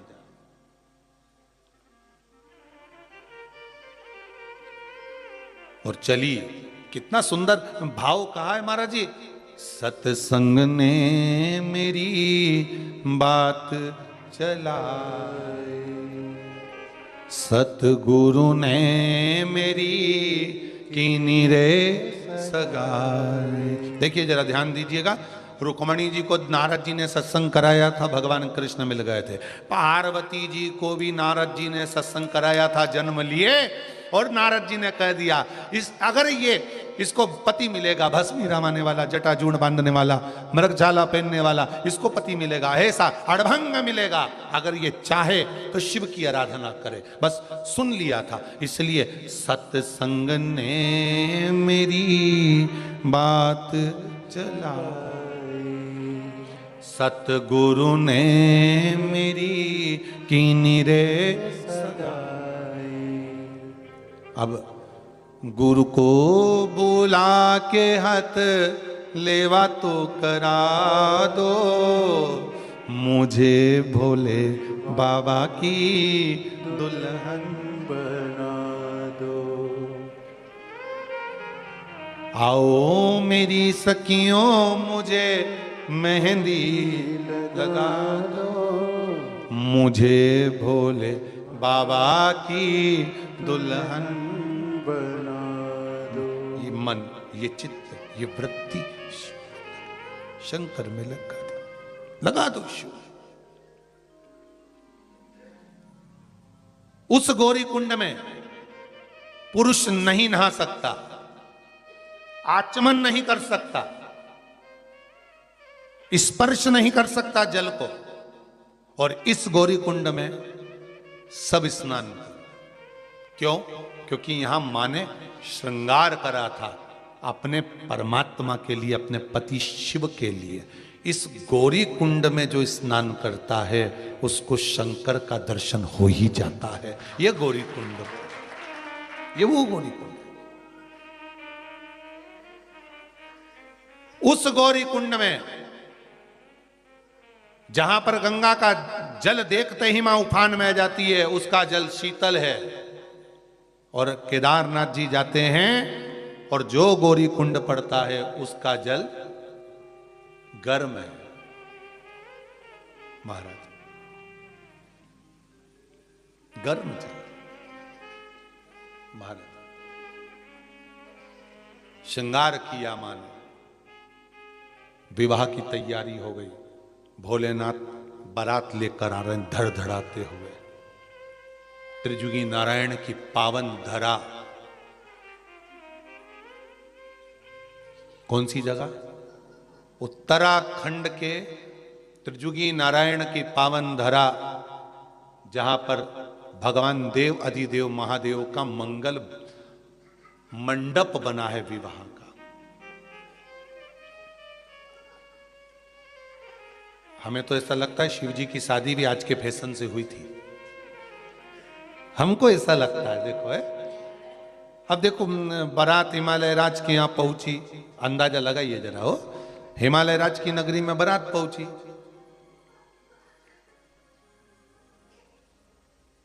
शादी कहां होना चाहिए, भोजन कहां होना चाहिए, सब जगह अलग अलग निश्चित करी। इस ग्राउंड में ब्याह होगा, इस ग्राउंड में भोजन होगा, वहां मंडप लगेगा, वहां फेरे होंगे, वहां स्टेज लगेगा, वहां ये होगा। तो शंकर जी का जो मंगल विवाह हुआ था वो त्रिजुगी नारायण में हुआ था, जहां पहले सती और शिव का विवाह हुआ है, उसी भूमि पर, जिस जगह पर सती और शंकर का मंगल विवाह हुआ, उसी भूमि पर पार्वती और शिव का छाट कर रखी है भूमि, छाट कर कि ये त्रिजुगी नारायण। और कोई साधारण सी भूमि नहीं है त्रिजुगी नारायण, जहां पर शंकर और पार्वती, शिव और सती के विवाह की अग्नि आज तक जल रही है। और उस अग्नि के पास के जो कुंड हैं वो अमृत की तरह है साहब। ऐसी दुनिया की कौन सी औषधि है जो उसमें ना हो। हमने कई बार कथाओं में वर्णन किया कि अगर बड़े से बड़ी बीमारी भी हो गई है, कैंसर जैसा बड़ा रोग भी हो गया है, तो घबराना नहीं है, शंकर पर छोड़ दो, महामृत्युंजय पर छोड़ दो। महामृत्युंजय का जाप करो, श्री शिवाय नमस्तुभ्यम जपो, पंचाक्षर मंत्र ओम नमः शिवाय जपो, और त्रिजुगी नारायण का जल बुलवाइए और उस जल का आचमन करना चालू कर दीजिए। कैंसर जैसी बीमारी भी हो गई, बड़े से बड़ी बीमारी हो गई, डॉक्टर कह रहे हैं लास्ट स्टेज का है, तो भी एक बार प्रैक्टिकल करने में कुछ नहीं जाता। उस शंकर के, जहां शिव और सती का, जहां शंकर और पार्वती का विवाह हुआ था, उनकी भावर की अग्नि जो जली थी आज तक जल रही है, आज तक वो अग्नि जल रही है। वो अग्नि के जो भावर डली थी, वहां जो कुंड है, उस कुंड का जल मंगवाओ, उसको पिलाओ जीव को, थोड़ा थोड़ा आचमन कराइए। अभी तो खैर पट बंद हो गए होंगे, जब खुले तब बुलवा, पर हिम्मत नहीं आना। डॉक्टर ने बोल दिया लास्ट स्टेज का कैंसर है, ये है वो है, करो तो। हमने इसी कुबेरेश्वर धाम पर देखा है साहब, इसी कुबेरेश्वर धाम पर कि कई रोगी आते हैं, कई रोगी आते हैं, बड़े से बड़ी बीमारियां लेकर आते हैं, पर बाबा का नाम लिया, स्मरण करा, चल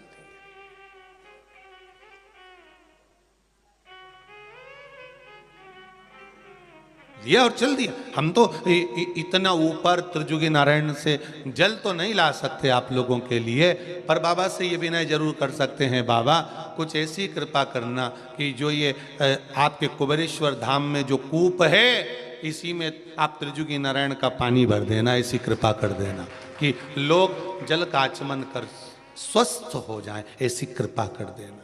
इतनी ऊपर कोई नहीं जा सके, पर बाबा इतनी कृपा तो करना महाराज। ये जितनी जितनी कथा में जो जो कुएं आ रहे हैं ना, धन्वंतरी कुओं, काशी की ज्ञानवापी, गौरी कुंड, फिर गौरी कुंड, मानसरोवर, अभी तो बाकी है बहुत सारी सरोवर। अभी तो आज कौन सा दिन है? 5वां है, 2 दिन बच्चे हैं, मतलब मानसरोवर पहुंचना पड़ेगा। तो ये जो आते जा रहे हैं ना, नदी, तालाब, कुंड, बावड़ी, सरोवर, सब लाके डाल दे बाबा भोलेनाथ, यही कुएं में पटक दे सबको लाके एक ही जगह। महाराज जो आचमन करे उसको सुख मिले, ऐसी कृपा कर दे महाराज। सारे तीर्थ धाम आपके चरणों में, हे भोलेनाथ प्रणाम आपके चरणों में। हे शिव, हे शंकर, हे ओघड़ी, हे त्रिकालदर्शी, कैलाशी, अविनाशी, मेरे भोलेनाथ। शिव मंगल आनंद करने वाले, मंगल विवाह के लिए त्रिजुगी नारायण की भूमि को वहां पर निश्चित किया है, निश्चित।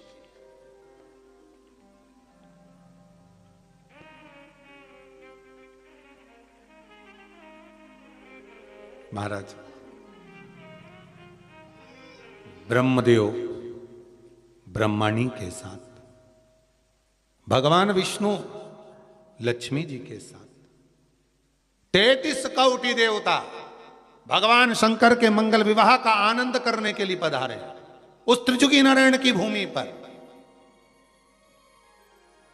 अब आपका आश्चर्य होगा, बहुत बड़ा आश्चर्य, कि त्रिजुगी नारायण में शंकर और सती का विवाह हुआ था, तो वहां पर मूर्ति किसकी होना चाहिए मंदिर में? जम के तो बोलो, शंकर जी और पार्वती जी की। पर त्रिजुगी नारायण का अगर आप दर्शन करने जाएंगे तो वहां मूर्ति शंकर और पार्वती की नहीं है, वहां मूर्ति भगवान विष्णु और लक्ष्मी की है। और जिस शिला पर भगवान की भांवर हो रही थी, जहां पर भगवान खड़े होकर वरमाला पहनाए हैं माता को, वो कोई दूसरी शिला नहीं, वहां ब्रह्मदेव स्वयं शिला बनकर लेट गए थे भगवान शंकर के लिए। क्योंकि शंकर जी के लिए सुंदर सिंहासन लाए थे। भगवान हिमालय राज की बेटी का ब्याह, हिमालय राज की कन्या का ब्याह, और उधर दक्ष प्रजापति की बेटी सती का विवाह। एक राजा की लड़की के लिए कोई पत्थर पे बिठा के जयमाला होगी क्या? तो उनके लिए सिंहासन बुलवाए थे। पर शंकर भगवान के लिए कितनी व्यवस्था दी गई थी साहब। भगवान विष्णु ने कहा था, बारात लेके चलो, हम तुम्हारे लिए पीताम्बर लाएं, अंबर लाएं, हीरा मोती सोना चांदी सारा सामान लाए। शंकर जी पहने एक भी चीज नहीं पहने।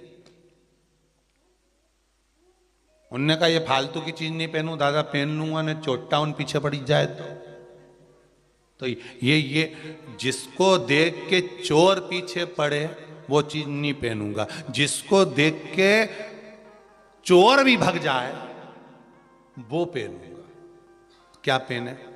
गले में सर्प की माला और मुंड की माला। आधे से ज्यादा मुंड की माला देखकर पहचान गए कहीं का तांत्रिक लगता है। और मुंड की माला, और क्या जोरदार पाउडर का डब्बा लपेटा भोलेनाथ जी ने पूरे शरीर पे बस, और नंदी पर बैठे और जो चले। अब विचार करिए, जिन्होंने अंबर पीतांबर आभूषण रत्न माणिक मोती कुछ भी धारण नहीं करा, तो वो सिंहासन पे बैठेंगे? बैठेंगे सिंहासन पे? नहीं, बैठे ही नहीं।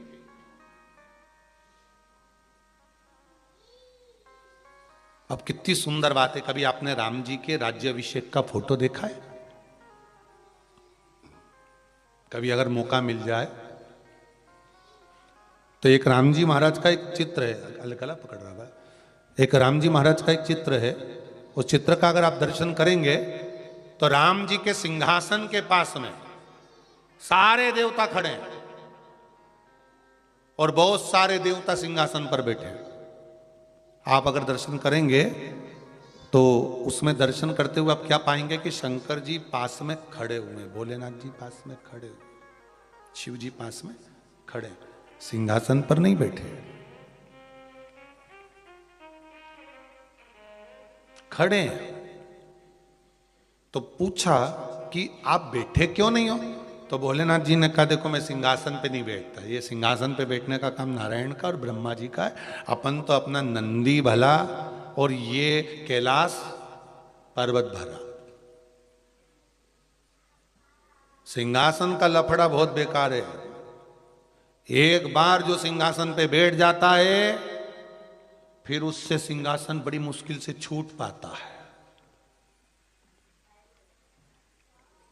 तुम तो वो सिंहासन को जान दो, अपन अपने सिंहासन की बात कर लो। जिस कुर्सी पर, जिस सोफे पर तुम बैठे हो और तुम इधर गए पीछे और तुम्हारे सोफे पर कुर्सी पे कहीं का के बैठ जाए, तब तुम तो वो सिंहासन की तो बात जा रहे, तो अपनी इसी सिंहासन की बात कर रहे। बड़ी मुश्किल से छूटता है सिंहासन, बड़ी मुश्किल से। अब भोलेनाथ बाबा शंभू ब्याह करने के लिए, विवाह करने के लिए पधारे। महाराज आए, बड़ा सुंदर श्रृंगार है, सज के नंदी पे सवार। बाबा भोलेनाथ पधारे, बड़ा सुंदर श्रृंगार कर, हो के नंदी पे सवार। 33 कोटि देवता हजार, चले ब्याने को गोरा जी को, मेरे भोलेनाथ हो के नंदी पे सवार।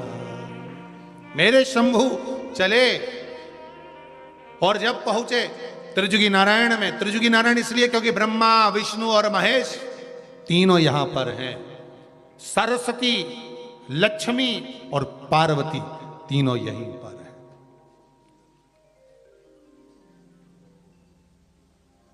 अब जब ब्याह की तैयारी, विवाह चालू। अब विवाह चालू, एक टेंशन भारी।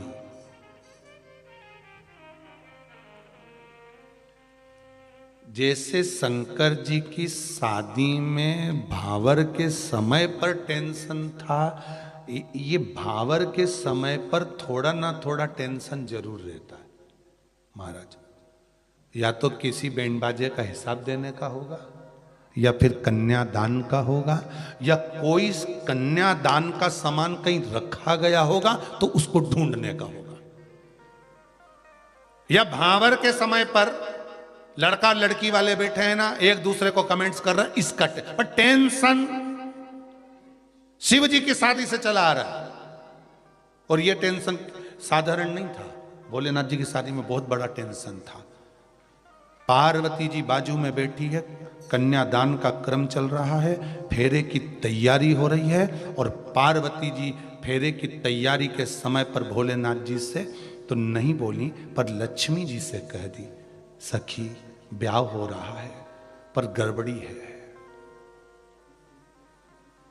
गड़बड़ी? कौन सी गड़बड़ी? एक ही गड़बड़ी है, मैं बाजू में खड़ी होकर परिक्रमा लूंगी पर वो गंगा सिर पे परिक्रमा ले रही है। एक गड़बड़ी है। गंगा कहां है? शंकर के, मेरे सर शिव के सिर पर गंगा है। अब अगर ये भी भावर ले लेगी तो अर्धांगिनी की बन जाएगी। टेंशन भारी है।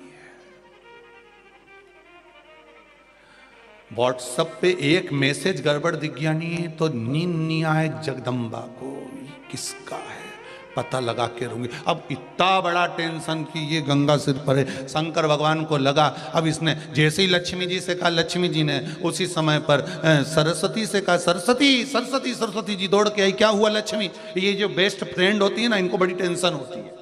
जरा ध्यान रखना, ये लाल साड़ी वाली कौन बैठी है उधर देख, बाजू में देख। और फिर बोल के कत्थई साड़ी लेनी, नहीं लाल वाली। मैं उसके पास जाके बैठती हूँ, कौन के रिश्तेदार है भी मालूम करती हूँ, और जाके बैठी उनके पास धमक के, जो लहंगा चोली पहन के पास में बैठी। क्यों, किसकी तरफ से आई तुम? किसकी तरफ से आई? तो क्या लड़के वालों की तरफ से? लड़के वालों की कौन लगती हो? कुछ नहीं, हम तो उनके ऑफिस में काम करते हैं बस। उसने आके कहा ये ऑफिस वाली है, और तुरंत किया। उत्ते में तो नीली पीली लाल हरी बत्ती सब जली गई, सब चली उसके।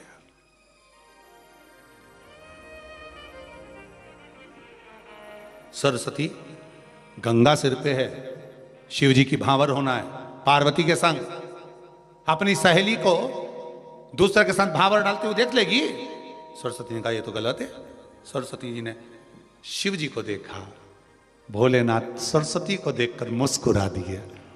शंकर ने कृपा कितनी करी थी, शिला पर बैठे थे बरमाला के समय पर, उस शिला को क्यों लगाया था कि मेरे मन की बात ब्रह्मा को मालूम पड़ जाए, और ब्रह्मा सरस्वती से कहते। शिला ब्रह्मदेव ने सरस्वती को बुलाया, सरस्वती को बुलाकर कहा क्या बात है सरस्वती? सरस्वती कहती है ये गंगा सिर पर है।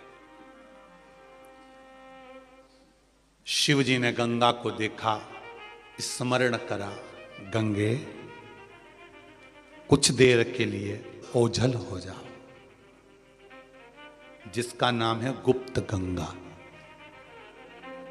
आपसे अगर कोई पूछे कि गंगा गुप्त कब हो गई, इसका नाम गुप्त गंगा कैसे पड़ गया, क्यों कहते हैं? आपने भी सुना होगा ना गुप्त गंगा। तो गुप्त गंगा का नाम गुप्त गंगा कैसे पड़ गया? शिव जी के फेरे के समय पर गंगा गुप्त हो गई, छुप गई।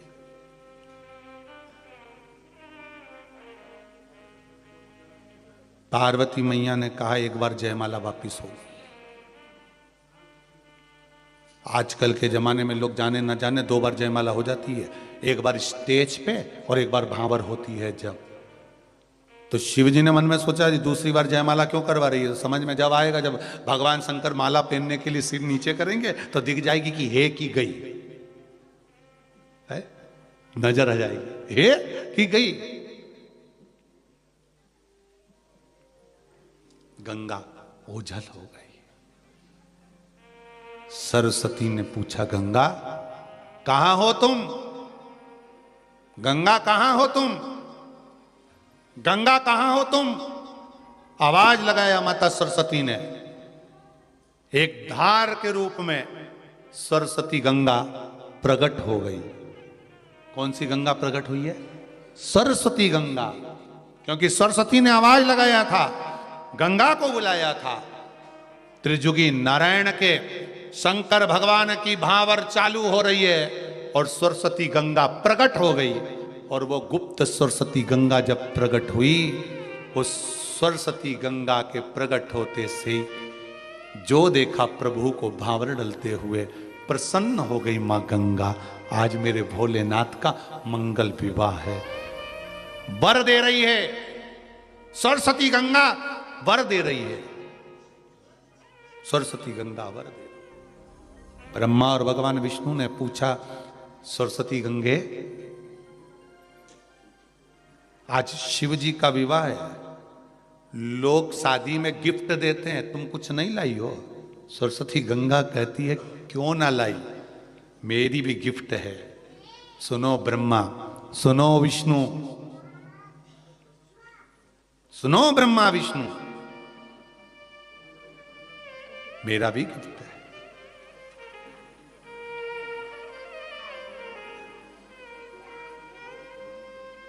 शंकर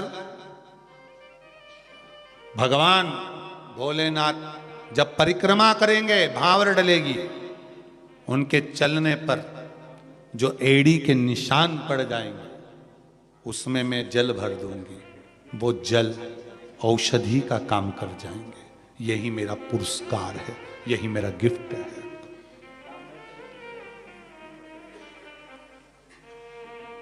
महाराज त्रिजुगी नारायण में भगवान के चलने पर जो कुंड बने, भगवान विष्णु के नाम से एक कुंड है विष्णु कुंड, एक कुंड है रुद्र कुंड, एक कुंड है ब्रह्म कुंड महाराज, और एक कुंड है सरस्वती कुंड।